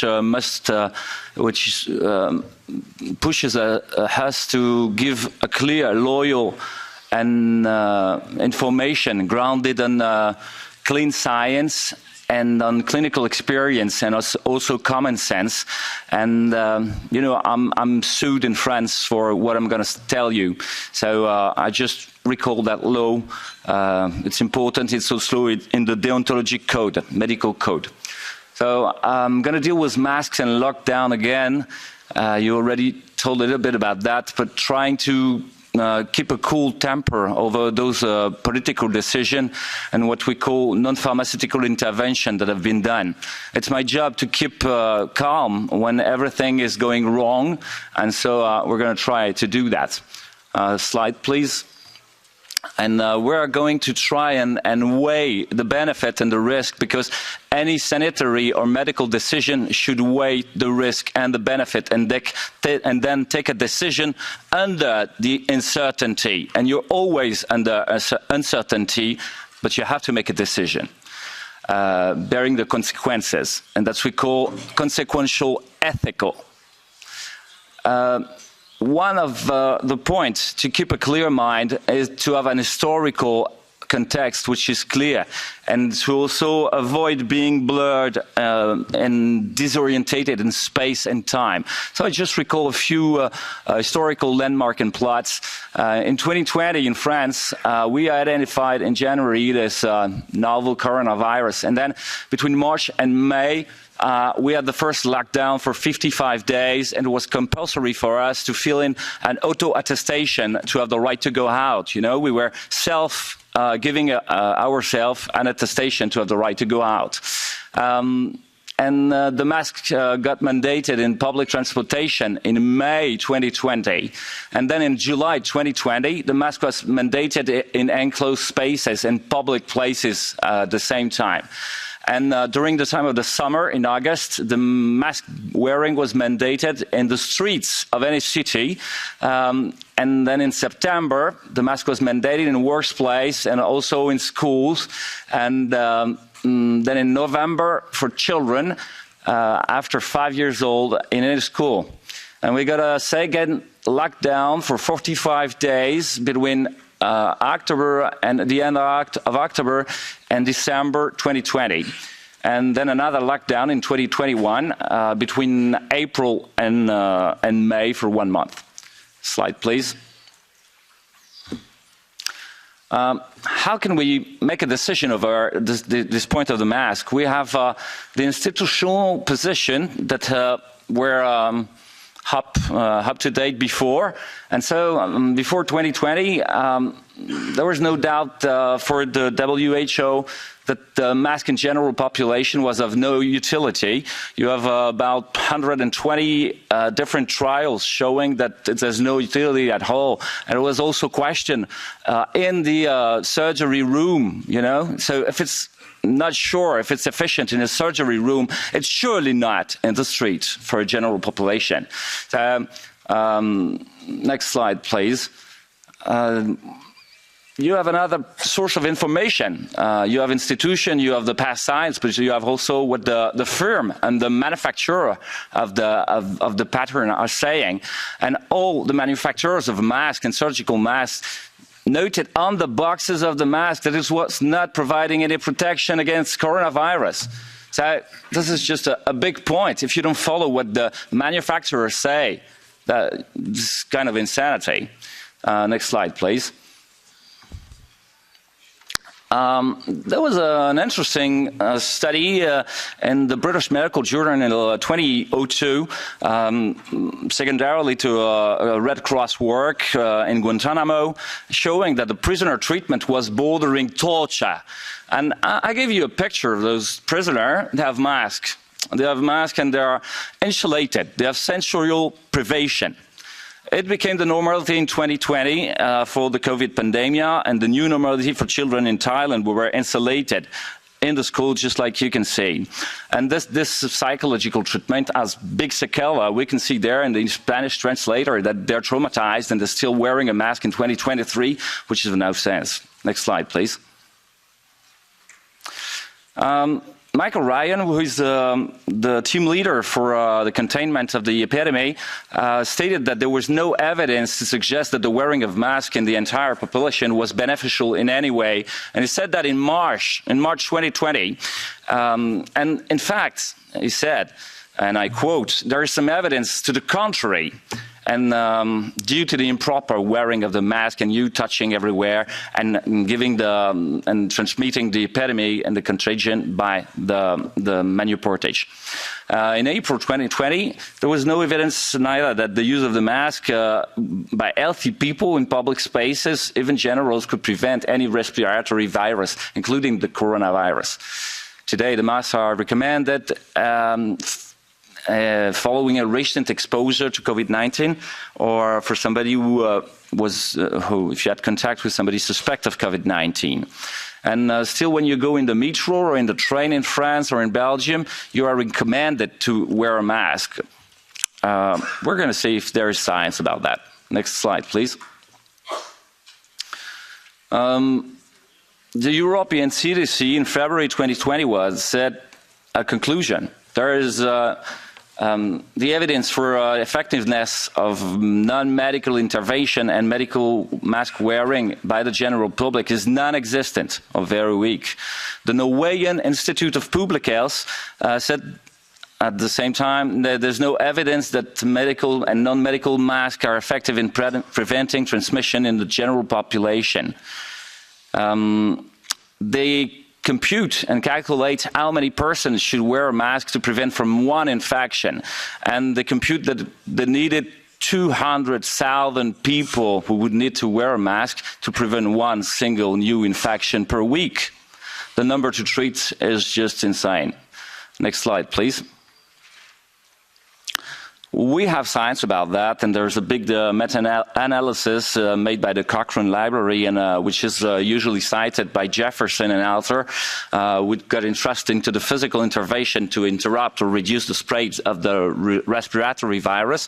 And it first got entrusted into the medical and surgical mask, and comparing to no mask.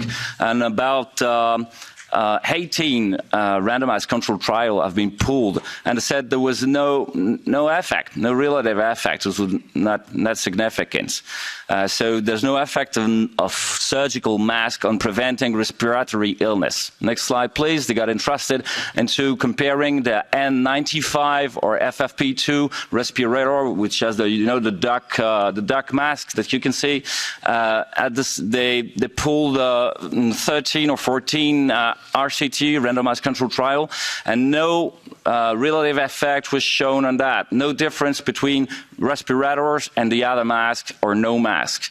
Next slide, please. So they conclude that the mask would be a symbol for the society. Maybe you're protected and you think so, but the evidence says you may not be. Thank you. Next slide. there was an interesting study called Denmask, and that you may have heard about, which took place in Danish and in Denmark, and it was a randomized controlled trial enrolling 6,000 adults in 2 groups, mask or no mask, and the primary outcome would be the SARS-CoV-2 infection and what months by PCR or antibody testing or an hospital diagnosis. And the result was there was 1.8% of infection and 2.1% of infection between mask wearer and non-mask wearer. So there was no statistical significant evidence that mask wearing should prevent from SARS-CoV-2 infection. That's the major impact in science. Thank you. Next slide. I must cite the opposite, you know, otherwise I would be taxed of cherry picking. And there was a study made in Bangladesh, and which is usually cited by the governments and the media as a proof of the mask utility, and which showed that there would be a relative efficiency of 11% reduction between the people who wear the mask and the people who don't on the COVID symptoms. That's the boxes you can see on the left, and on the symptomatic seropositivity, relative efficacy of 9%. What is it? Relative efficacy? Because this is kind of a trick, a trap. You must count, if you have 2% infected over 100 and you got to 1 over 100 in the other group, you have 50% relative efficacy. But absolute efficacy would be 1%. Okay? So what is the absolute efficacy in those groups? The absolute efficacy is that you need 104% to spare 1 COVID symptom. And in the second main point, which is symptomatic seropositivity, you would need to mask 1,200% to avoid 1 COVID seropositivity. So this is what concludes the science when it's on the opposite. Thank you. Next slide. There was a nearly experimental nested study in a court in Catalonia in Spain, because they did some test and PCR in every single child they found between 3 and 11 attending school. So it was nearly a experimental study, you know, and it was 600,000 children that were tested like that. So that's a big cohort. And between mask and non-mask, the attack rate of the infection was 4.3% and 4.6%. There was no difference, concluding that the mask mandate in school was perfectly ineffective. Thank you. You can come to the next slide. So that's about the children, because it was a big subject and it made a lot of us react when they masked the children. Even our dear Anthony Fauci concluded like 2 weeks ago in the end of April that from a broad public health standpoint at the population level, masks work at the margin, maybe 10%. Even him says that. You can switch to next slide, please. So there's also some risk, you know, and the risks are important. You have several studies trying to find if the CAPNI, meaning the CO2 in the blood, is increasing when you're under the mask, and it does, 7.4% of increase in 2 studies in Medium. And so this has been reported by the WHO. Okay, I'm getting to the end. Thank you. Can you pass to next?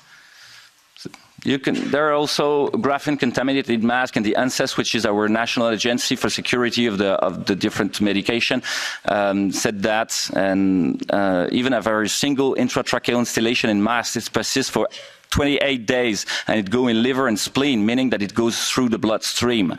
So it shouldn't be there, but it has been distributed to the healthcare workers, though. You can pass.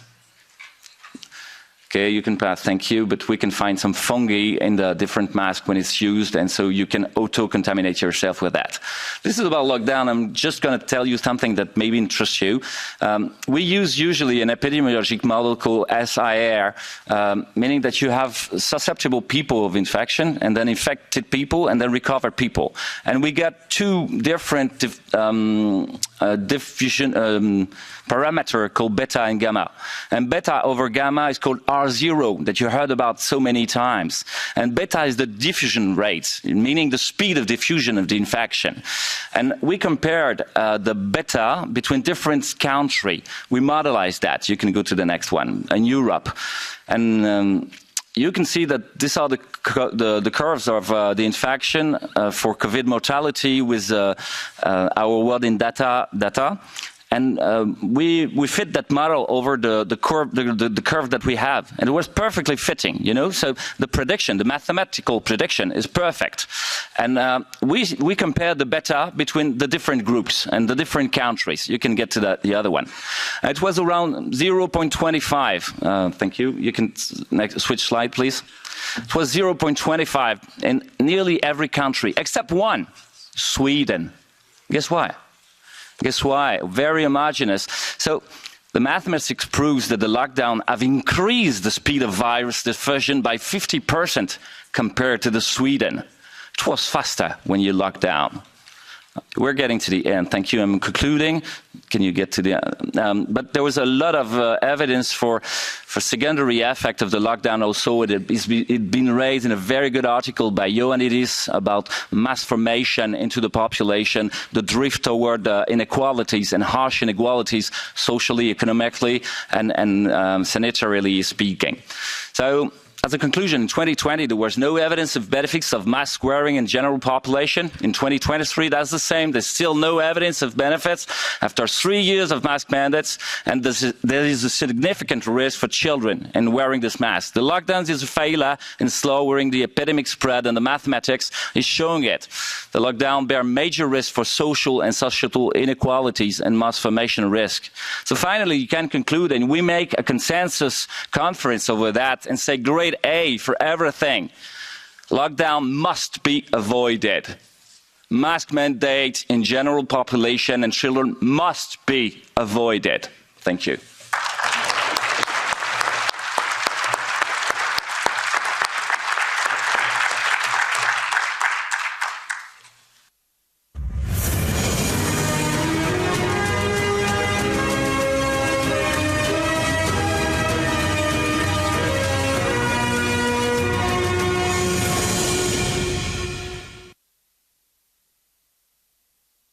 Well, I'm not Didier Raoult, if you...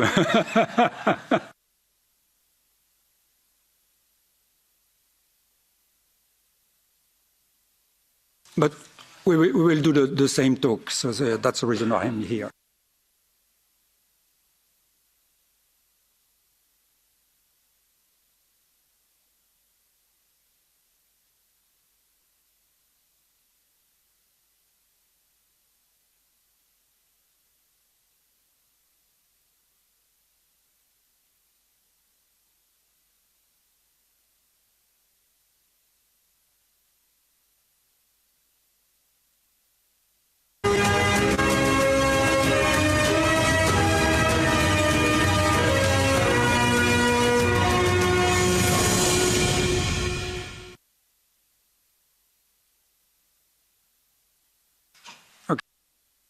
Slide, please.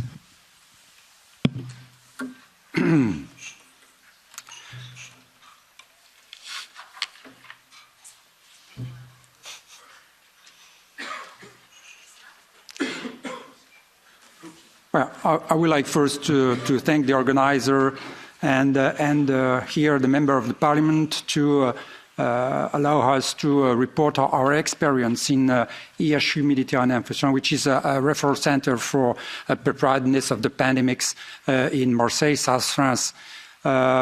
Next slide, please. So who are we? We have won 142 million euro national grant in 2011. for build a big center of 27,000 meters square with 1,500 meters square bio-level security-free laboratory to grow and work on very highly pathogenic microorganisms. We have probably the best equipped laboratory. More than €4 million of equipment have been provided essentially by Europe, by FIDER. We have 75 beds, and which 25 are in BSL-free level. And we are a referral center for South France for preparedness of epidemics. We have 150 employees, more than 100 researchers, more than 100 students coming from the south, essentially. And we have 9 highly cited researchers. In France, there is 140 highly researchers. And we are publishing more than 6,000 articles in the Web of Science since 2011. So we know science. We are researchers. Next slide, please. Next. I just introduced the COVID epidemics at ESU and our input in the knowledge of this epidemic. Next slide, please. What we did during the epidemics, we made tests for more than 3,000 people. We made cultivation of the virus for more than 10,000 viruses.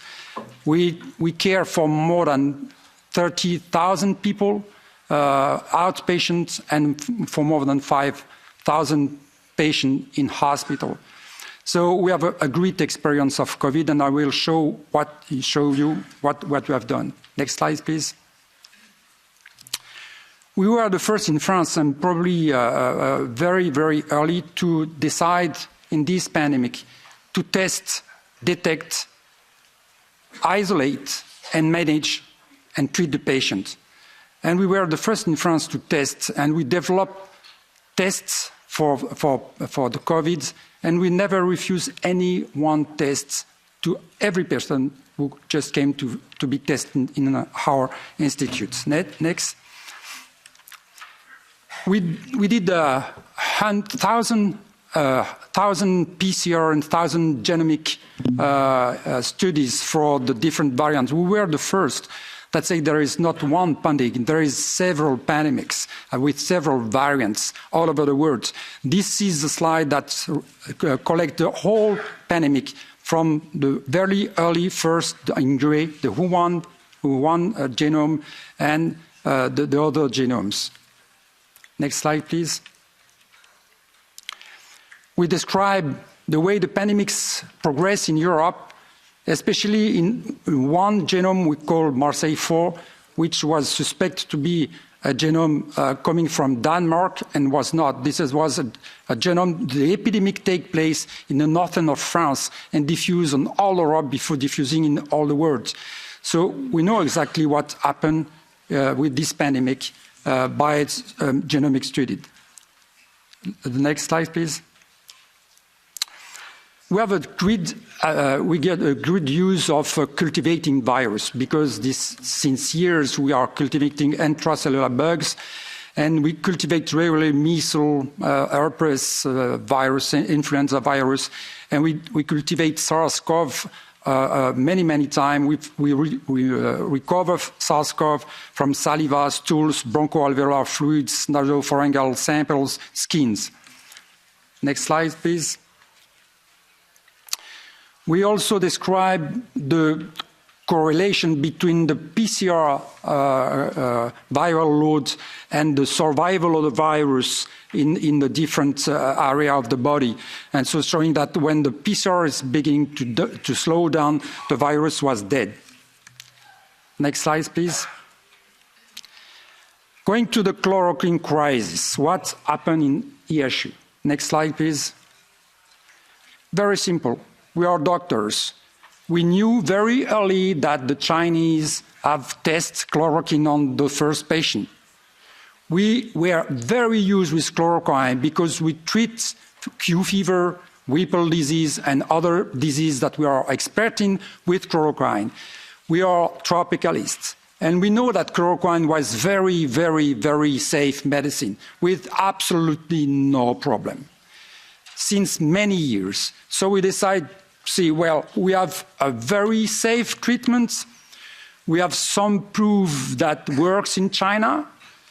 Is there some in vitro experiments? Yes, that was in vitro experiments and several in vitro experiments that showed that chloroquine was working on the virus SARS-CoV that we cultivate in our laboratory. And so we decide something very easy. No risk, even no effects. We just try to do it. And we start by that in doing a very small study. Next slide, please. On 24 patients versus 24 not treated patients. And we did not just look at the survival, we just look at the viral load. And it works. It works slightly. On 24 patients, it works well likely. We just decided not to do randomized because that was not ethical. When you are giving a drug that you know that works versus no drugs, this is not ethical.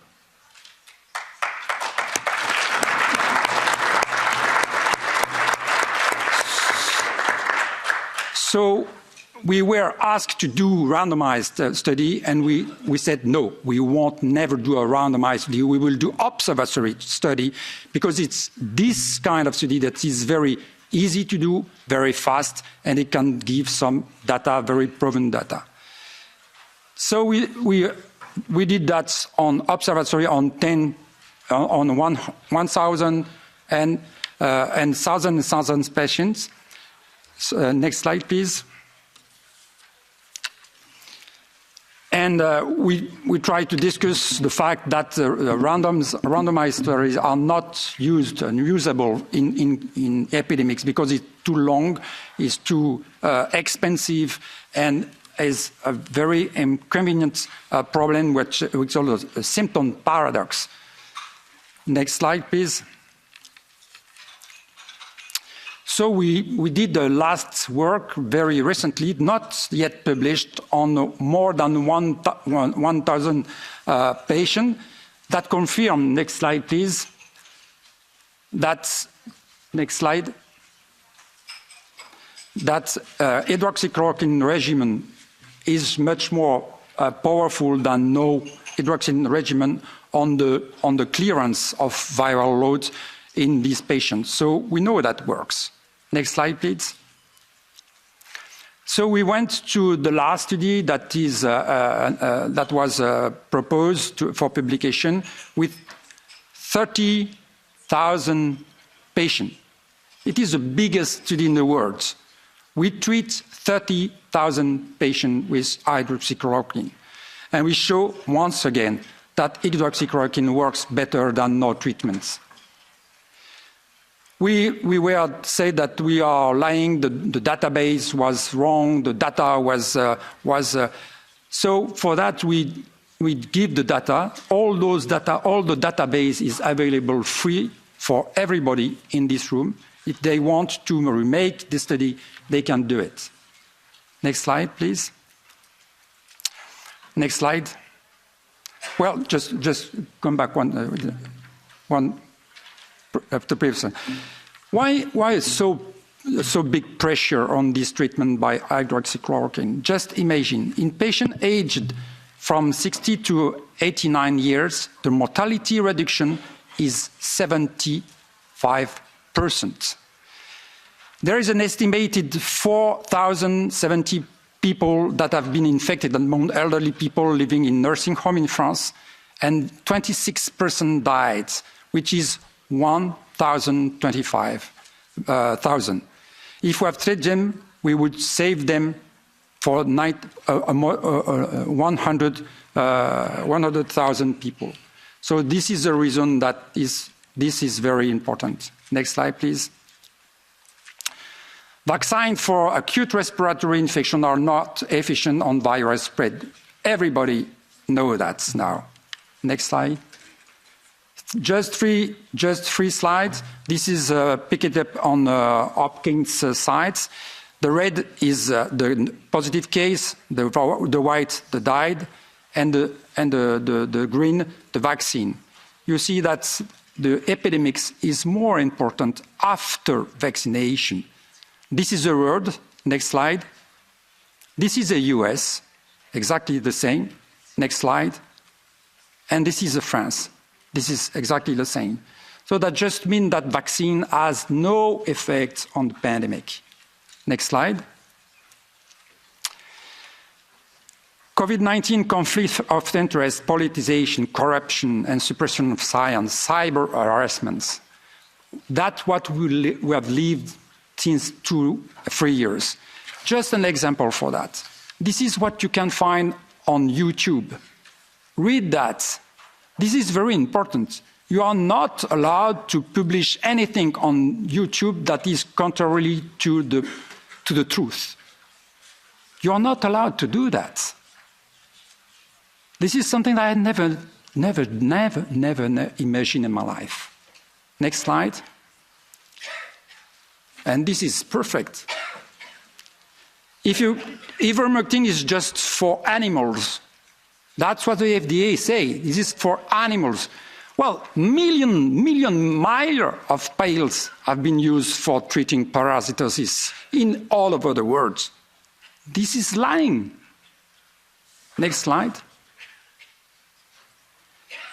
This is a paper that we try to publish. There is no such thing as a Ministry of Truth. We are living the George Orwell story right now. Next slide, please. Cyber harassment. You know what is PubPeer? Well, something very, very, very nice. It's a platform where every people can just criticize science. You can criticize science. You just access to a paper, and you read the paper, and you say you agree, you are not agree. But this is not, I mean, science can be criticized by experts in science, some people that know what is science. And so you have anonymous people, because you can be anonymous people that criticize papers. Next slide, please. This is an example. You pick up a paper, you have an anonymous number. This is a fungi, okay, and you say what you want to say. We have been harassed during 2 years with that, with hundreds and hundreds of comments on this, and that was at the origin of all the investigation that have been made by the French organisms. So this is something that is very important and needs to be think. Can we allow some kind of platforms? Next slide, please. The success of ESU, which makes so many jealous, opposes too much criticism and arouses so much hatred is simply linked to the fact that we saw the patient, we quickly diagnose and treat them with that seemed to us the most effective and the least toxic treatment based on scientific data by surrounding itself with caution and without waiting an improbable randomized trial. We were right to do so, at least for the hundreds of patients whose lives were saved. If necessary, we will do it again.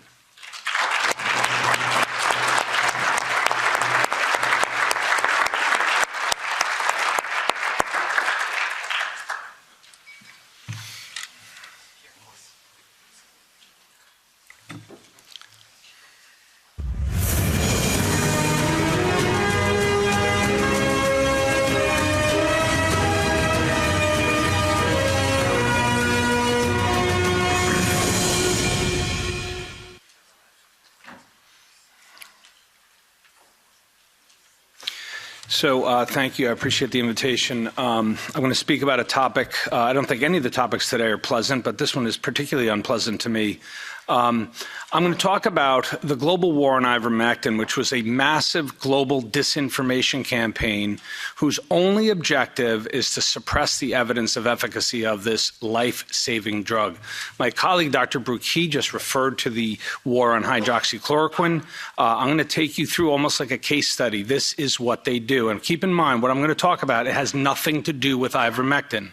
It has everything to do with a decades-long war. They've been doing these things for decades on any generic off-patent drug, which threatens their profits. Next slide. Keep in mind, this is a forest plot. There's a little gray line in the center. All the green triangles to the left of that gray line are medicines that have trials to show that they're effective in COVID. We have 43 effective therapies. You've heard of almost none of them. If you live in the United States, the only ones approved are the ones that are circled. They have something in common, which is they are all absurdly expensive and present massive profits to pharmaceutical companies. Any medicine, no matter how many studies, if it costs $1 or $2, it will not find regulatory approval in any advanced health economy around the world. And what happens as a result? People die. And they die frequently and in high numbers because there's a barrier to getting access to these medicines, having these recommended. If you see the square, that's ivermectin. It has the most studies of any therapy. 95 controlled trials, over 40 are randomized, and showing a massive evidence of efficacy. Next slide. Now, why would they attack ivermectin? Ivermectin probably, and hydroxychloroquine, I would consider them almost equal, presented a massive threat. It would have halted the vaccine campaign if they were following the rules, which is you can't have an effective therapy. It would have skyrocketed the public enemy number one, which is something called vaccine hesitancy, because this was all about the vaccine. And so they had to go after these drugs. It also threatens the profits of all of the therapeutics that they were rushing out and improving on manipulated, actually fraudulent studies of single studies by these companies. So if you're talking about remdesivir, Paxlovid, and molnupiravir, billion-dollar contracts were written by our government before those studies ever were published. There was press releases issued and contracts signed, and billions of dollars went into the pharmaceutical companies' hands. They could not have a competitor. Next slide. So how did they do this? Well, it's something called disinformation. And I'm going to be speaking specifically with the tactics that are used by industries when science emerges that's inconvenient to their interests. Every industry does this when science emerges that's inconvenient to their interests. There is no industry that is more skilled at this than the pharmaceutical industry in modern times, with the consolidation of media power, their control over social media, and their complete capture of regulatory health agencies across advanced health economies. What they can do is they can make you believe things that are true. They can make you believe things that it is false. And it can make you complicit in their own device, and it's largely centered around the use of propaganda and censorship, except their abilities to do both of those things are historically unparalleled. We now have a global media and communication system which allows them to do this propaganda and censorship worldwide. The biggest and the foundation of this entire disinformation campaign, I'm sorry to tell you, it occurred at the level of the studies that were done by big agencies. So the biggest and most funded studies were the most corrupt.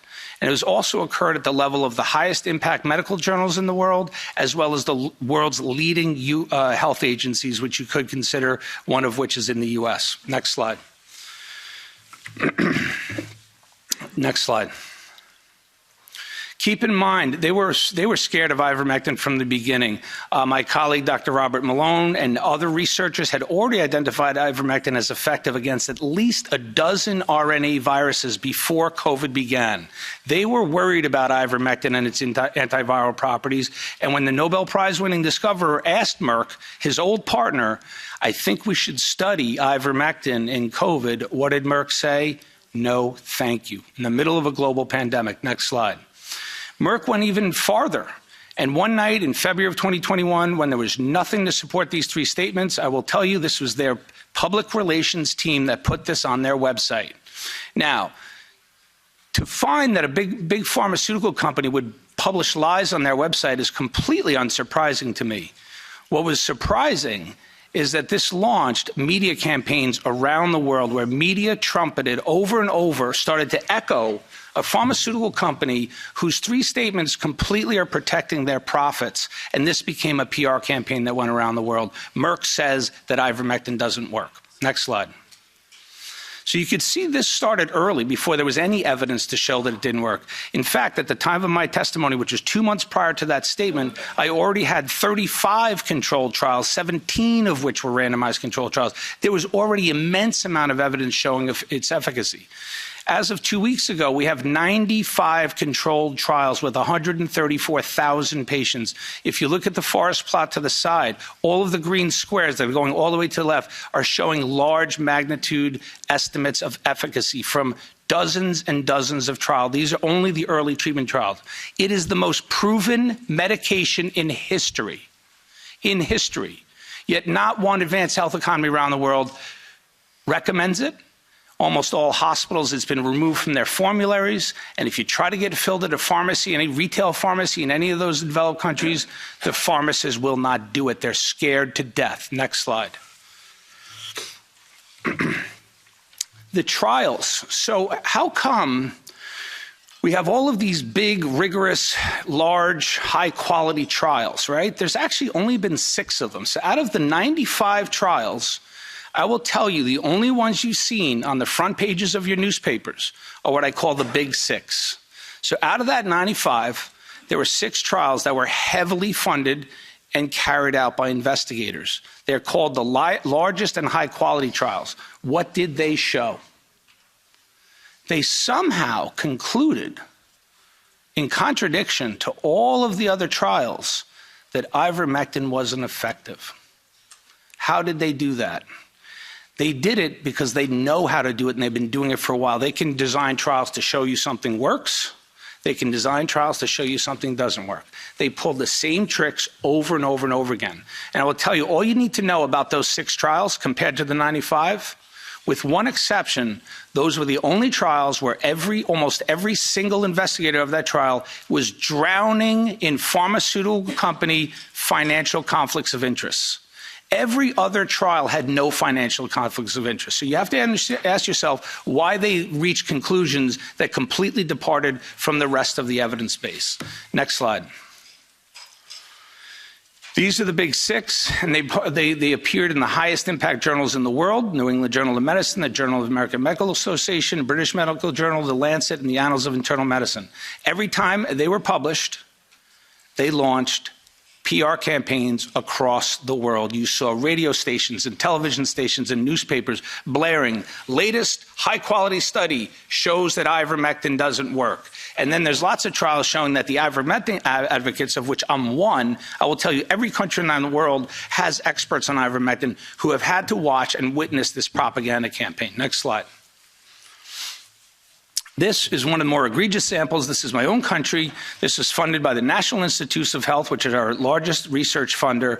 They just did a couple of trials on ivermectin in Active 6. Next slide. By the way, the lead investigator, Dr. Susanna Nagy, owns stock in a competitor to ivermectin. And she also has conflicts of interest with Gilead, which makes remdesivir, as well as other products that compete with ivermectin. Do you think that she's an objective investigator? And do you think it's an accident she was hired? It is not. She was hired on purpose to do this kind of stuff. And if you look at this trial was originally designed to look at the difference in symptoms at day 14, which would make sense for an acute viral illness. In the middle of the trial, mysteriously, they decided to change the endpoint from day 14 to day 28. Why would they do that? Well, if you look at the results that they found, if you look at the posterior P efficacy column in the other table, anything above 0.95 is a statistically significant result, which would show that ivermectin is superior. In the middle, you can see this in the journal. It's completely public knowledge. No one talks about it. Do you see now why they moved it from day 14 to day 28? It was to disappear the statistical significance. This paper was published in one of the top journals of the world with the conclusion that ivermectin has no role in the treatment of COVID. You know there's no major differences at day 28. And by the way, this is in all mild patients. Very few went to the hospital. There was one death, and that was in the ivermectin group. They never got ivermectin because they died beforehand. Next slide. I call it the big six because they were the big ones that were published in the highest impact journals, but it's really 7. Let's talk about this 7th one. It was started a long time ago by the University of Oxford, by the same investigator who did a 25,000 person trial on molnupiravir, which has been completed, and we know the results, which shows that molnupiravir doesn't work. But it's a little odd what happened to the ivermectin trial. It has been 10 months since the trial completed.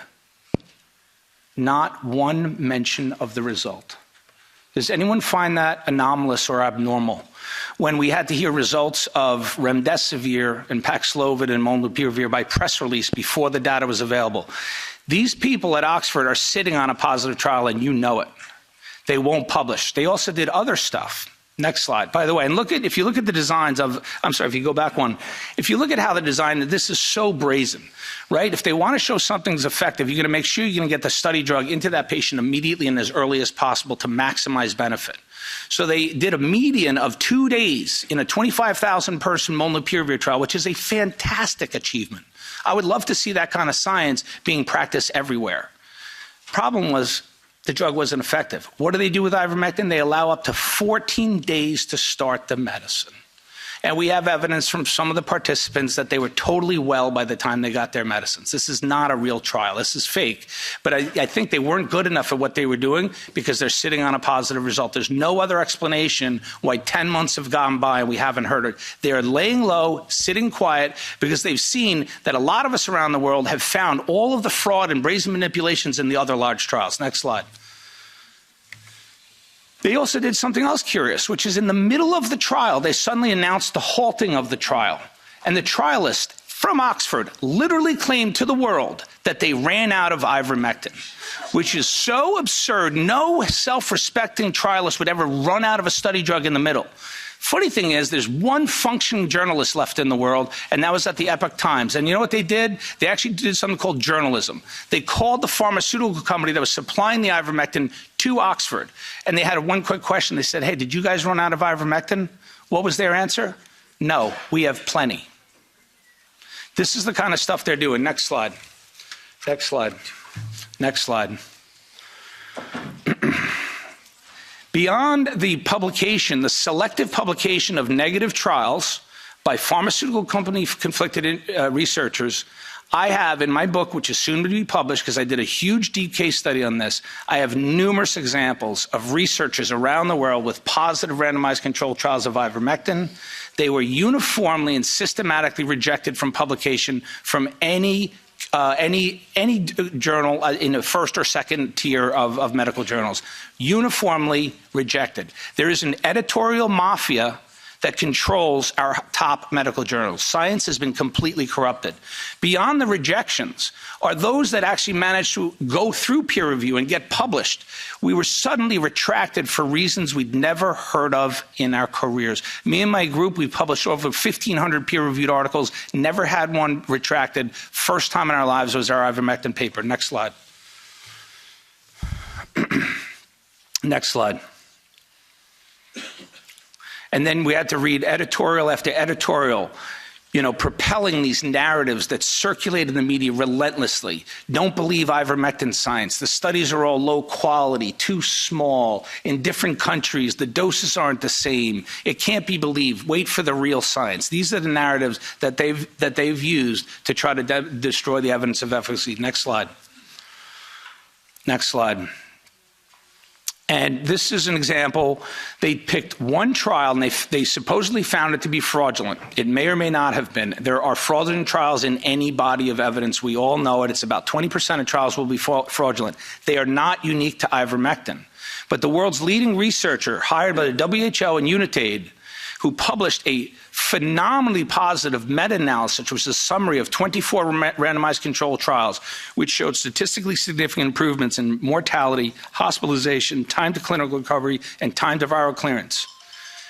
I hadn't talked to him in a few months, and I saw that he published that paper, and I couldn't believe how astoundingly positive that paper was.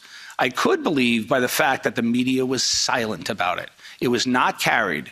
And then I think the other side got real worried, because I'm going to stop in a second. The other side got real worried because Andy started behaving very differently. He self-retracted his own paper, next slide, and he started removing randomized controlled trials using invented categories. This is from his exact paper. It looks like a 5-year-old who's trying to disappear the evidence of efficacy. So he makes up these categories, potentially fraudulent, no definition of what kind of study that is. And then this other category, which is some concerns. So there's a category of evidence in the which is when Dr. Andrew Hill has some concerns. So he removes and disappears the evidence base to the point where it loses statistical significance, and now he's claiming it doesn't work. A little bit bizarre of a turnaround for this researcher. Next slide, and I'm going to finish. The agencies which we know they control, you cannot work at a health agency without making pharma happy. You know your career is over, you're off of committees, you don't graduate from the agencies to get jobs in pharmaceutical unless you do their bidding. They are completely in lockstep. And I will tell you that what happened was, with the ivermectin story in the United States, is that in the middle of August of 2021, ivermectin prescriptions hit 90,000 a week. They were skyrocketing. Everyone was figuring out it was working. Everybody was prescribing.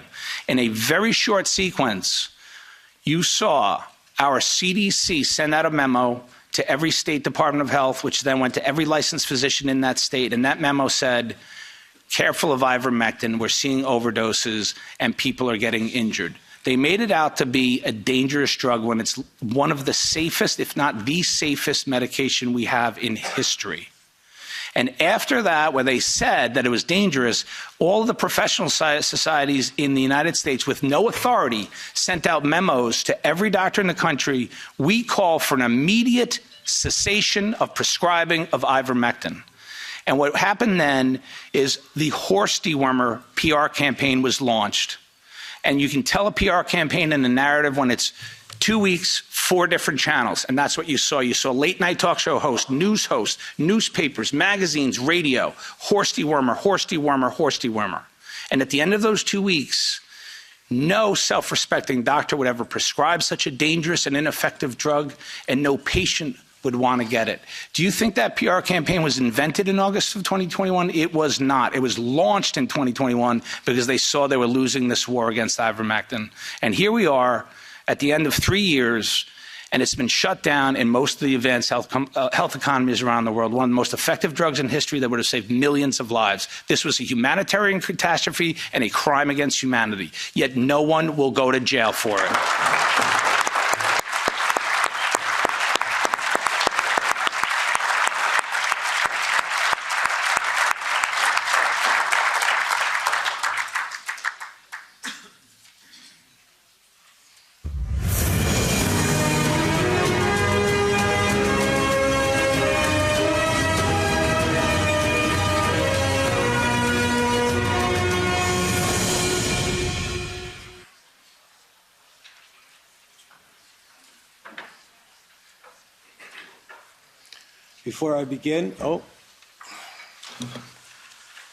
Before I begin, I would like to thank the organizers. It's a pleasure talking with you today. I'll just wait for the first slide.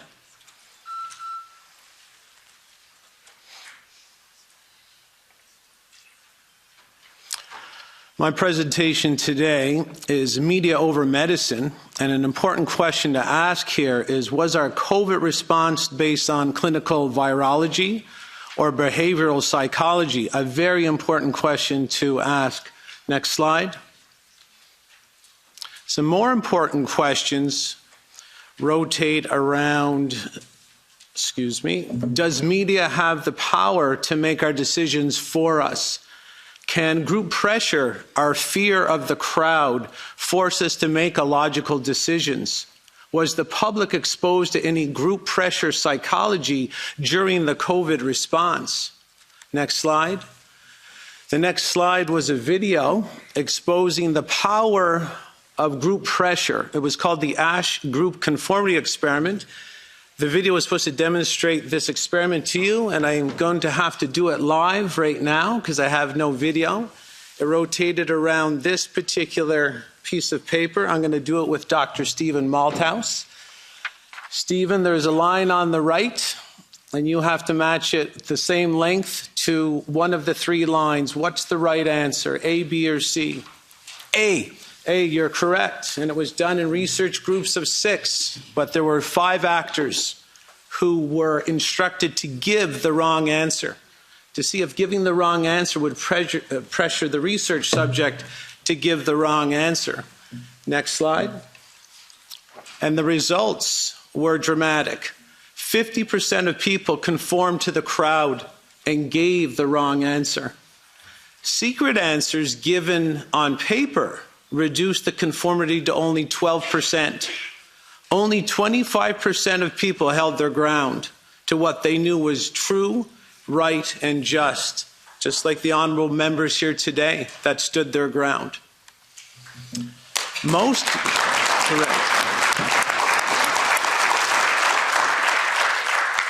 conformists willingly admitted that their answers were wrong, but they went along with the crowd anyway. And how much of that have we seen since March 2020?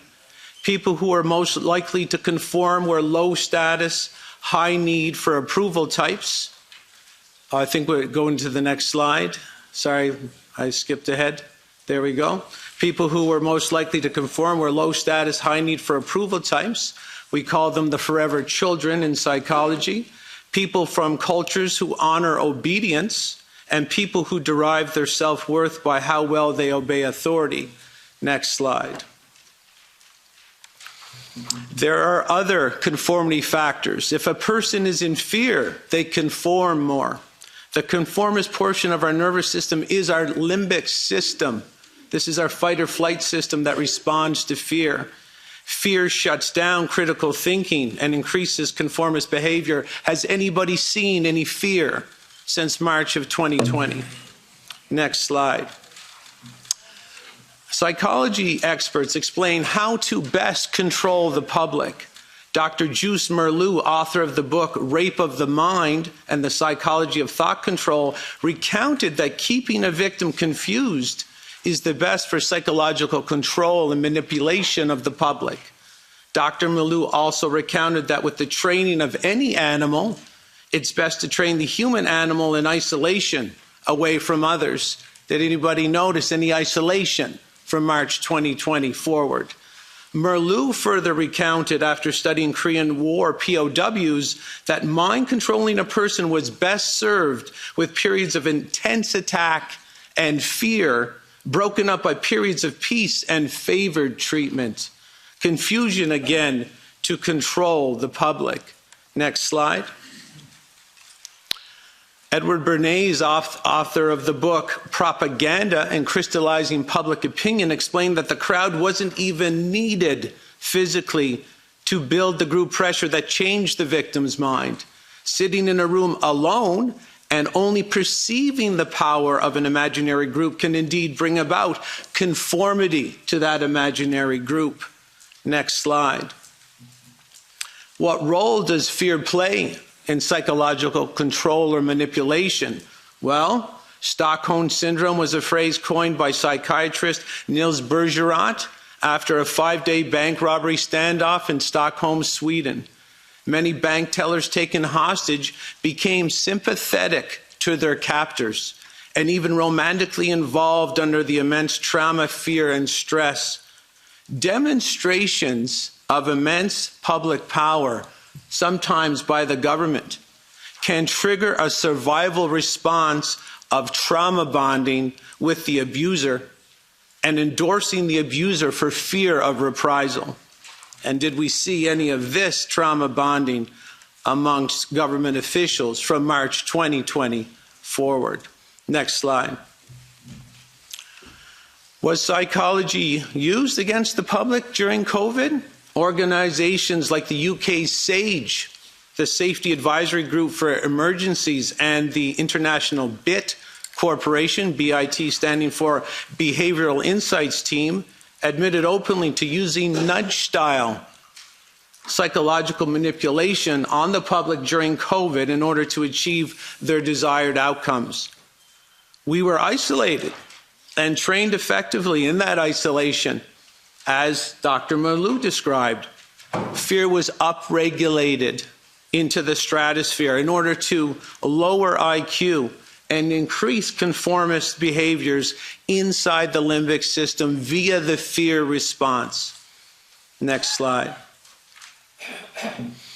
When the human animals, us, were getting trained in COVID isolation, the opinion of the perceived crowd was repetitively imprinted into us by the media, thus leading to behavior and belief-altering group compliance, as Ash had demonstrated, but without the group being physically present, as Bernays had cited.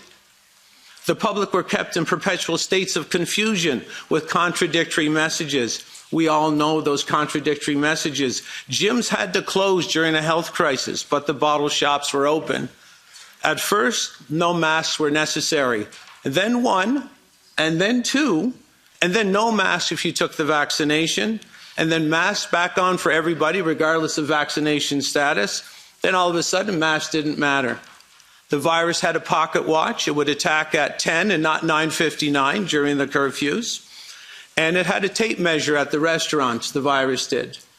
It would attack you if you were standing, going to the bathroom, and it would not attack you if you were sitting. And that poses the question of what happens to someone if they enter a restaurant in a wheelchair. And if you are confused, you were meant to be confused, because confusion is the base of all effective mind control, brainwashing, and behavior modification. Next slide.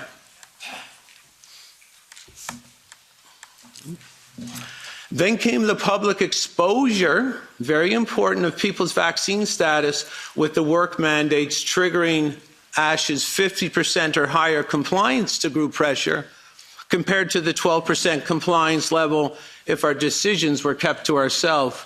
They exposed your vaccine status, knowing of the ASH conformity experiment, knowing you would comply more. That's why they did it. The cycling of terror and more normal periods of peace and favored treatment were relentless, which kept the human psyche in a permanent state of instability, optimal for controlling the masses, according to Dr. Juice Merleau. Next slide. Were authorities instructed to be heavy-handed with the public in order to trigger this trauma bonding with authority?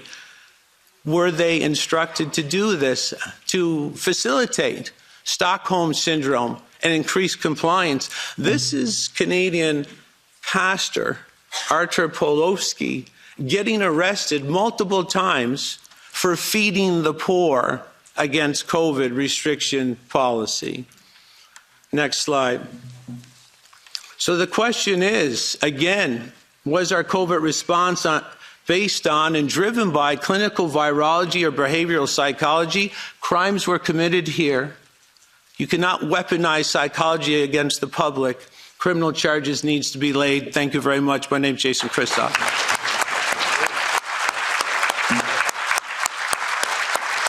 9 minutes.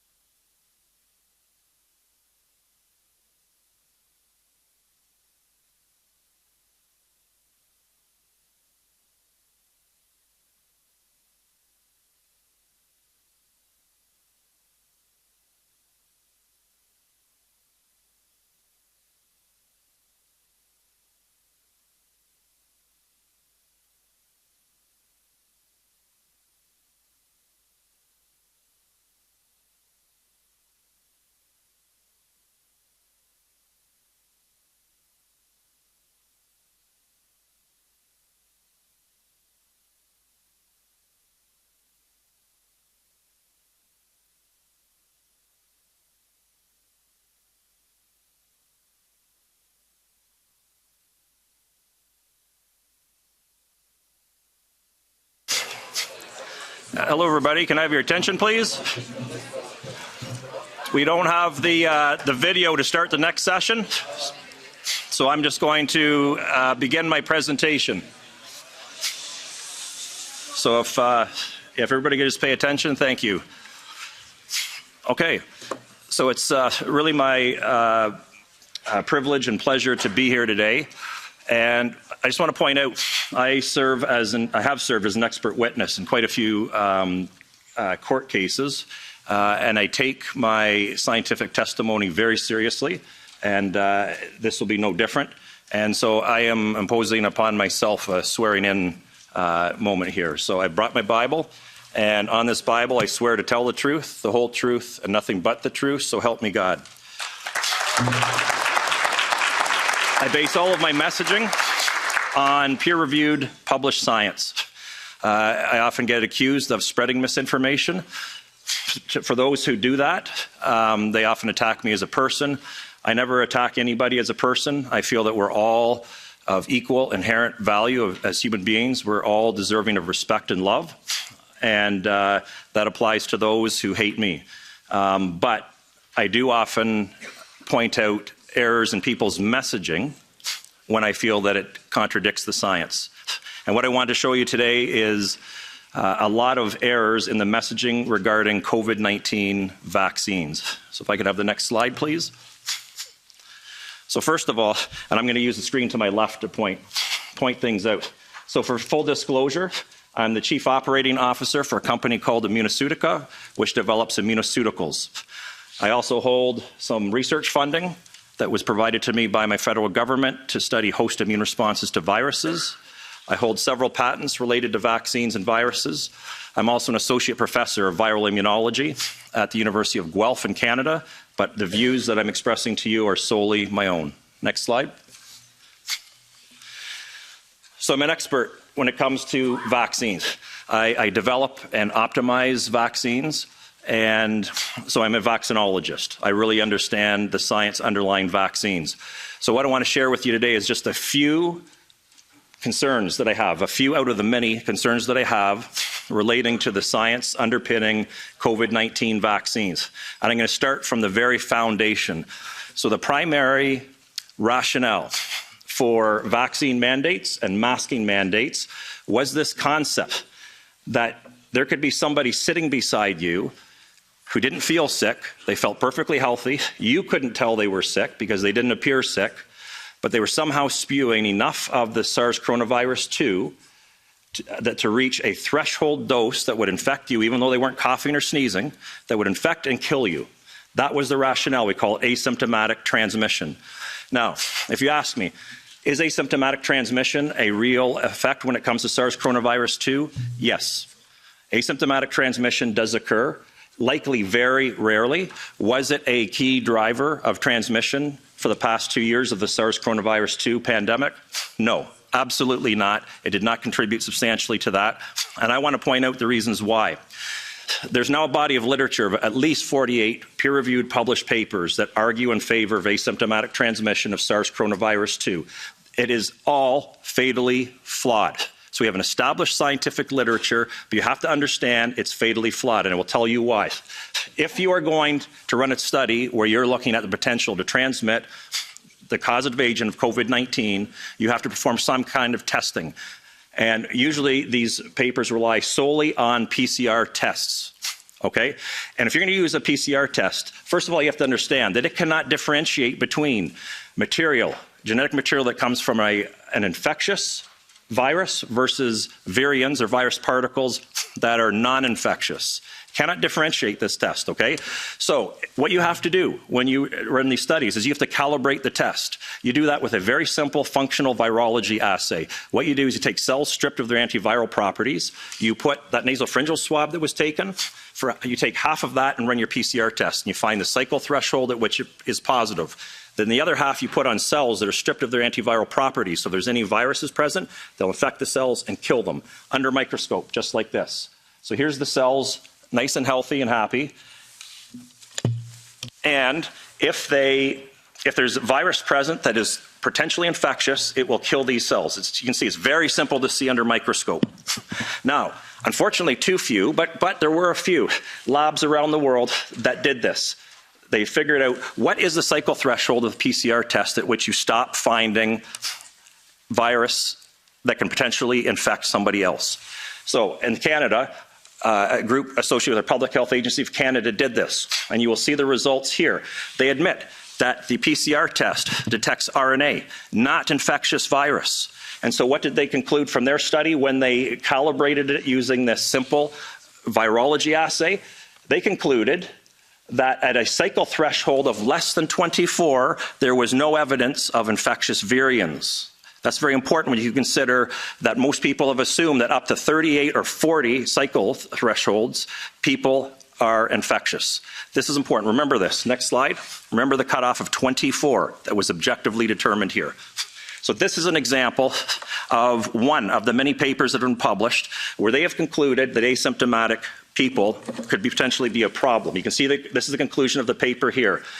Isolation of asymptomatic patients may be necessary to control the spread of SARS coronavirus 2. If you want to know that a paper like this is fatally flawed, you always go to the materials and methods section and you look, what was there, and you ask yourself, what was the rationale for setting their cycle threshold cutoff? You can see here, it was considered positive when the cycle threshold values of all genes were less than 40 cycles. There is no rationale.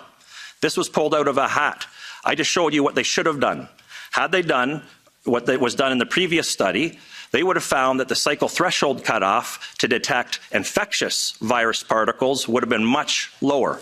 This is one of the figures from their paper where they have just randomly set the positive threshold for infectious detection of infectious virus at 40 cycles. And what they have here is they have yellow symbols and blue symbols, which are symptomatic and asymptomatic people. And when you look at this, you can't differentiate them. They're all intermixed. And that's where they drew their conclusion. However, when you apply a cycle threshold of 24, all but one of those individuals are no longer positive.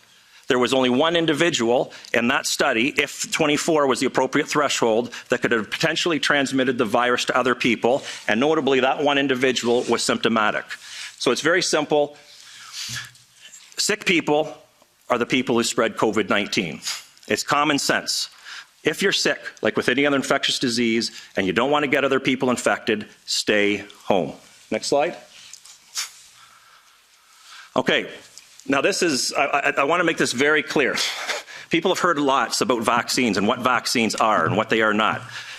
Turning vaccination terms into word salads like we have been doing over the past 2 years and continually moving the goalposts for what a vaccine is supposed to be confuses the public. You cannot have proper informed consent if you have the person who's wants to administer the procedure and the person who has to provide the informed consent, if they aren't in agreement, if they don't share the same understanding of a term, they cannot be providing informed consent. So in Canada, we have a definition of an ideal vaccine. All right, and I want to point out, because scientific terms have very specific meanings, and we haven't been adhering to these specific meanings. An ideal vaccine is effective in providing lifelong, not dampening, of the symptoms of disease, but lifelong protection against the disease after what? A single dose. Think about that in the context of the SARS-CoV-2 vaccines. In other words, according to the Canadian definition, we're as far away, these shots, COVID-19 shots, are as far away from being an ideal vaccine as they can possibly be, yet still fall under the definition, umbrella term of a vaccine. In the United States, after the emergency use authorization, they actually changed their definition of a vaccine. Note that they did not change. If you go through their Wayback Machine, you can find the definition before the summer of 2021. And the term immunity has not changed. To be immune means to be exempt from disease. It means you cannot get sick and you cannot transmit to other people. That's what it means. What they did is they removed the term immunity from the definition of a vaccine. This was simply to accommodate these new COVID shots, period. And so under their new definition now, yogurt would be considered a vaccine. As an immunologist, I'm not going to teach my students that yogurt is a vaccine. All right? This is the key. Most members of the public understand the traditional textbook definition of a vaccine, which is once you're vaccinated, you can enter the danger zone. Think about when you go to your physician and you're going to travel to an exotic location.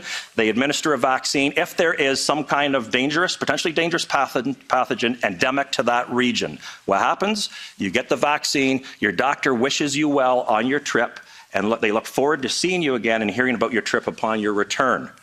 That's because they know when you go, you're not going to get the disease and you're not going to bring it back to them. And that's what the public was thinking about when the term vaccine was applied to these shots. Next. And again, this has big implications for informed consent. In Europe, it's no different. I just wanted to show you, since we're in Europe, so this is what Europeans were told. Vaccination, right, is the main tool for what? Prevention of disease. Note, prevention, not dampening the severity of disease, preventing the disease.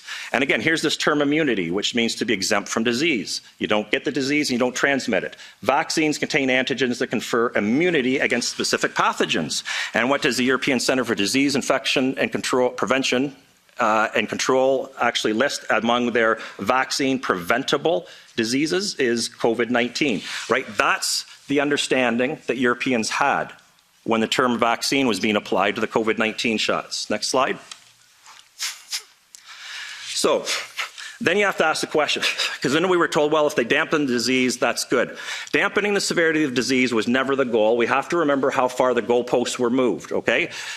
These vaccines were originally intended, we were all told very publicly that they would stop the disease and they would prevent transmission. We were all told that, all right? So don't accept the fact that dampening the severity of disease was ever the goal. And I want to share something with you. It's very important here. Through a Freedom of Information request, an important document was obtained. It was the contract between Pfizer and the United States Department of Defense. And I want to show you here. So here's a picture. This is the agreement. Here's the key wording right here. And then it says, Pfizer and BioNTech entered into an agreement for the co-development of a mRNA-based vaccine intended to prevent infection. Prevent infection, not dampen the disease. All right? This is amazing because it was in this European Parliament that the members that have hosted us today highlighted to the world that they got Pfizer to admit that they never tested for the potential to stop transmission. And that's what you have to do. If you are going to honor an agreement where you're committed to making a vaccine that's going to stop infection, you have to test for transmission. And their excuses that they didn't have time and that it wasn't really feasible is an outright lie. My lab and thousands of labs around the world for about 10,000 euros could have run a preclinical study in animal models within a couple of months and told you whether or not these shots had the potential to prevent transmission or not. All right? And we know that these vaccines cannot prevent infection or transmission. So in my opinion, Pfizer has failed to meet their contractual duty. Next slide. Okay, this is the other thing. So when these trials were published, some others have already mentioned this, that there's a big difference between relative risk and absolute risk. And all that has been exclusively published when it comes to these COVID-19 shots has been the relative risk. The absolute risk reduction, for example, in the original trial was under 1%, the absolute risk reduction, but everybody heard that it was 95% effective, right? That's the relative risk. I want to point out to you, the U.S. health regulatory agencies all around the world, but in this case, this is the United States Food and Drug Administration, but they all agree on the same thing. Provide absolute risks, not just relative risks. Patients are unduly influenced when risk information is presented using a relative risk approach. This can result in suboptimal decisions. Thus, an absolute risk format should be used. Yet that was not done at any point over the past 3 years. Next slide. And I want to show you there's all kinds of ways the data were manipulated and hidden. I just want to highlight very quickly just two of many examples. We had data from Alberta, Canada, showing that after the first dose of the Pfizer vaccine, there was this very unusual clustering of cases and hospitalizations in very close proximity to that dose.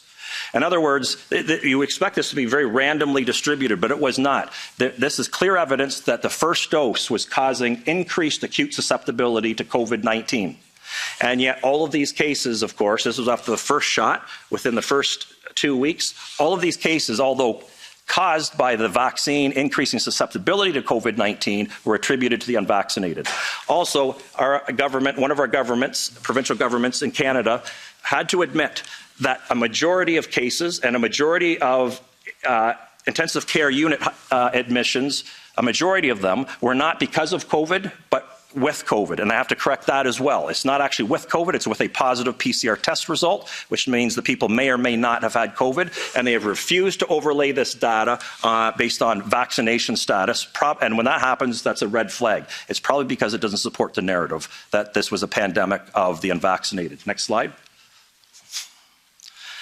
Also, I want to show, because people still will argue, well, okay, if it stops the most severe outcomes, isn't that a good thing? Well, Pfizer's own 6-month clinical trial data update shows you something very important. When they looked at deaths, those that had been vaccinated, in the vaccinated group, there were 15 deaths. In the group that was unvaccinated, there were 14 deaths. Then they shut down the control group after 4 months, right? And they vaccinated them all. After vaccinating those in the placebo group, there were an additional 5 deaths. So the whole point being, there were numerically more deaths in the vaccinated group than the unvaccinated. It was not statistically significant. So this is what you would conclude as a scientist. There is no statistically significant benefit of the COVID-19 vaccine in reducing death. So it doesn't even help in the context of the most severe outcome. Interestingly, there are almost twice as many deaths due to cardiovascular events in the vaccinated group than in the unvaccinated group, showing that even way back, there was a safety signal for cardiac events. Now we're so familiar with myocarditis, et cetera. Next slide. Okay, and so very quickly here, I just want to point out, here's 108 studies that show that natural immunity works, okay? It's valid, and yet we have not accepted that over the past 2 years. Next. And this highlights something right here. I just want to point out the green lines here, and the higher you are on this graph, the better the outcome. The green line is natural immunity. These other lines are all various combinations of vaccines. And the whole point being that whether you're looking at infection or the severity of the disease, natural immunity is superior in every way, shape, and form to the immune responses conferred by the vaccines. Next. And by this point in time, I would be surprised if there's anybody left in the world who has not been infected with this virus. And very quickly, we know this. I just want to use the example here so you see it's real science. We know in any population, when you administer a vaccine, you are always going to have non-responders, those that have simply not mounted an immune response. This is very important because if you have not mounted an immune response, guess what the issue is? You're at risk for being infected. And so this shows the lunacy of the vaccine passports. For some reason, we never bothered to look at any evidence of whether somebody actually had generated an immune response against SARS-CoV-2. And this is important because people who had naturally acquired immunity were segregated. And yet, including those who had clear evidence that they had naturally acquired immunity, while there were a bunch of people walking around with certificates that said people saw 2 needles go in their arm, and they might not have mounted an immune response whatsoever, but they were allowed to live freely, even though they were technically much more dangerous to those around them. Next slide. Okay, and then I just want to point out very quickly that those, again, natural immunity, here, whether it's the Pfizer vaccine or the Moderna one, is superior to the vaccine-induced immunity, and both in terms of cases, but also in terms of the severity of disease, hospitalizations, and deaths. And when we are getting more and more transparent data from public health agencies around the world, we're starting to see that there might even be a concern that the vaccines are making people more susceptible to the COVID-19, and those, especially those that have been boosted with the bivalent vaccines, may actually be more susceptible to severe disease. Next.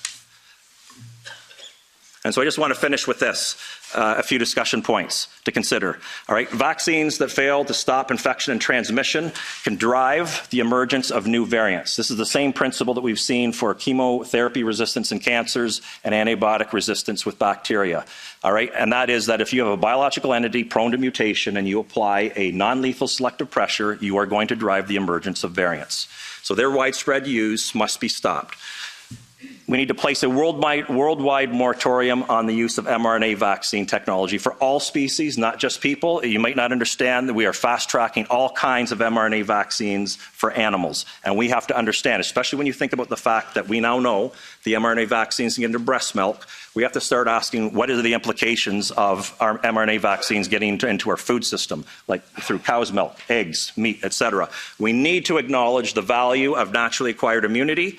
We need to hire back the people who lack a COVID-19 vaccine certificate, give them full pay. We need to offer fair compensation packages for those who do not want to return because their work environment is now too poisoned against them.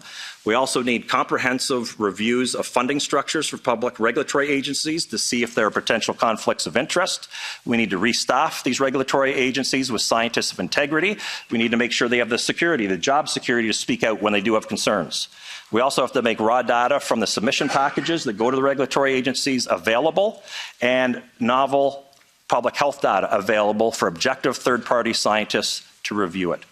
And I'd like to just finish off by thanking the honourable members of the European Parliament that are hosting us today. I really appreciate the fact that you are allowing us to speak uncensored and provide truthful information. Thank you very much.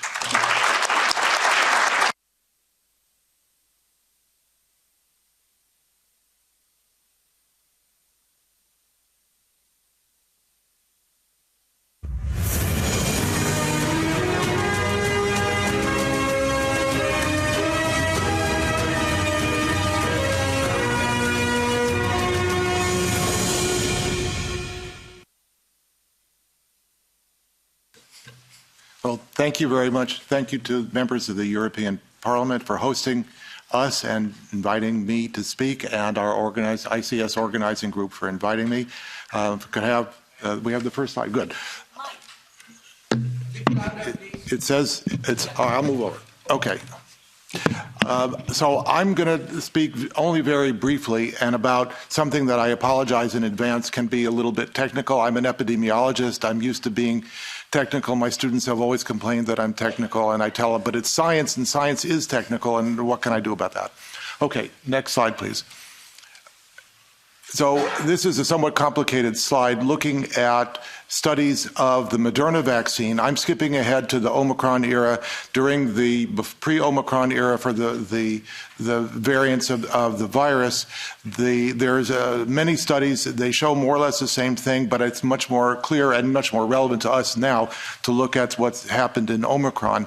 And one can see in the charts on the right, the vertical line in the middle is no efficacy of preventing infection, and you can see each line in the different variants is time from after the vaccination or the last dose occurred, and you can see over time that the efficacies go down towards zero, and in a few cases go below zero.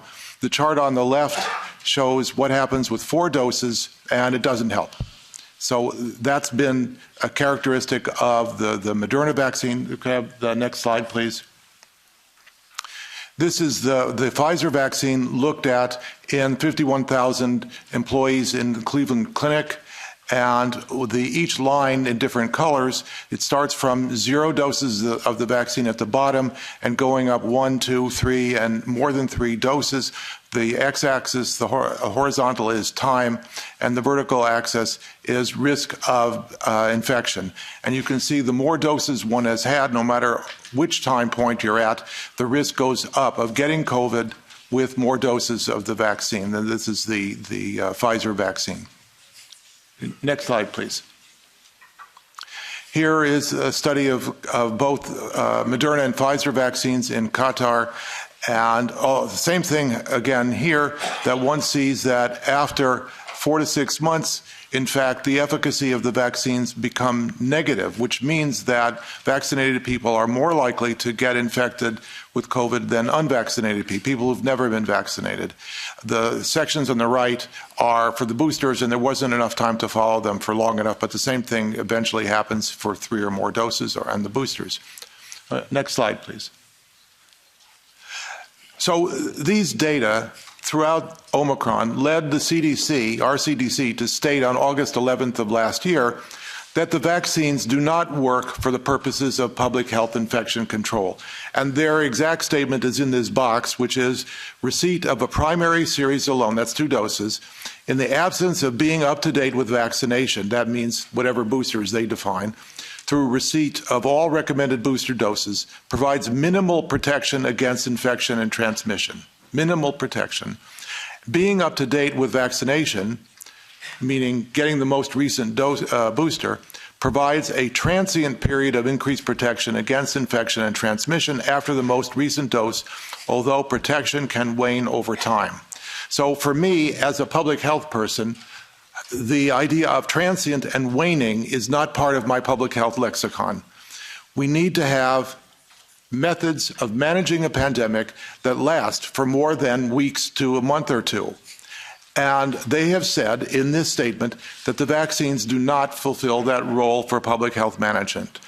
Now, I assert the logical conclusion is the only state interest in mandating vaccines is to prevent transmission.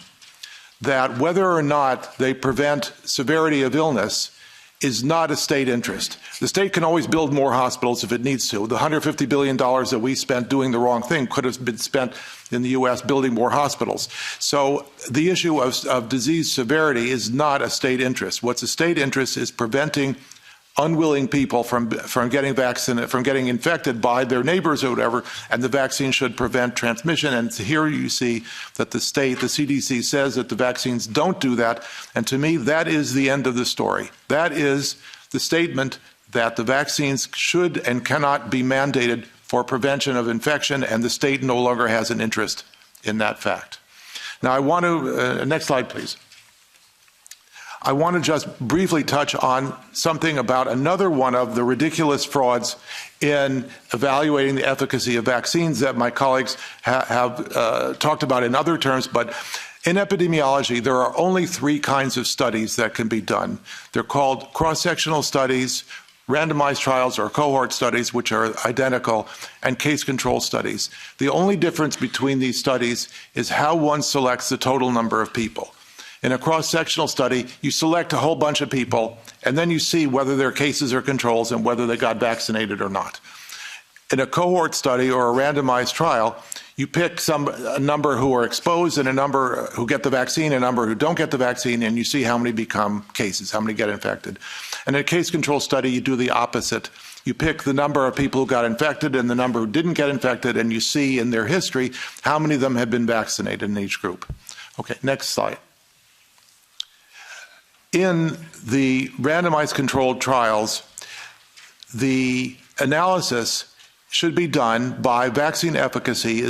One calculates the relative risk, which we've heard about, the bad parameter according to some, although as an epidemiologist I kind of live with that, as 1 minus the relative risk. 100% minus the relative risk is the vaccine efficacy. However, in case control studies cannot estimate relative risk. They estimate what's called an odds ratio, which may or may not be accurate for the relative risk, and they use 1 minus that for vaccine efficacy. Okay, next slide, please. So here is the original CDC publication of efficacy after the 3rd dose of the vaccine. They enrolled 4,094 patients. They excluded some, so they ended up with 2,900 patients, and then they classified them as to whether they were infected or not and vaccinated or not. By definition, that's a cross-sectional study. But they didn't analyze it as a cross-sectional study. This is the CDC. They analyzed it as a case control study. Next slide, please. And they found a claimed vaccine efficacy of 82%, which sounds great.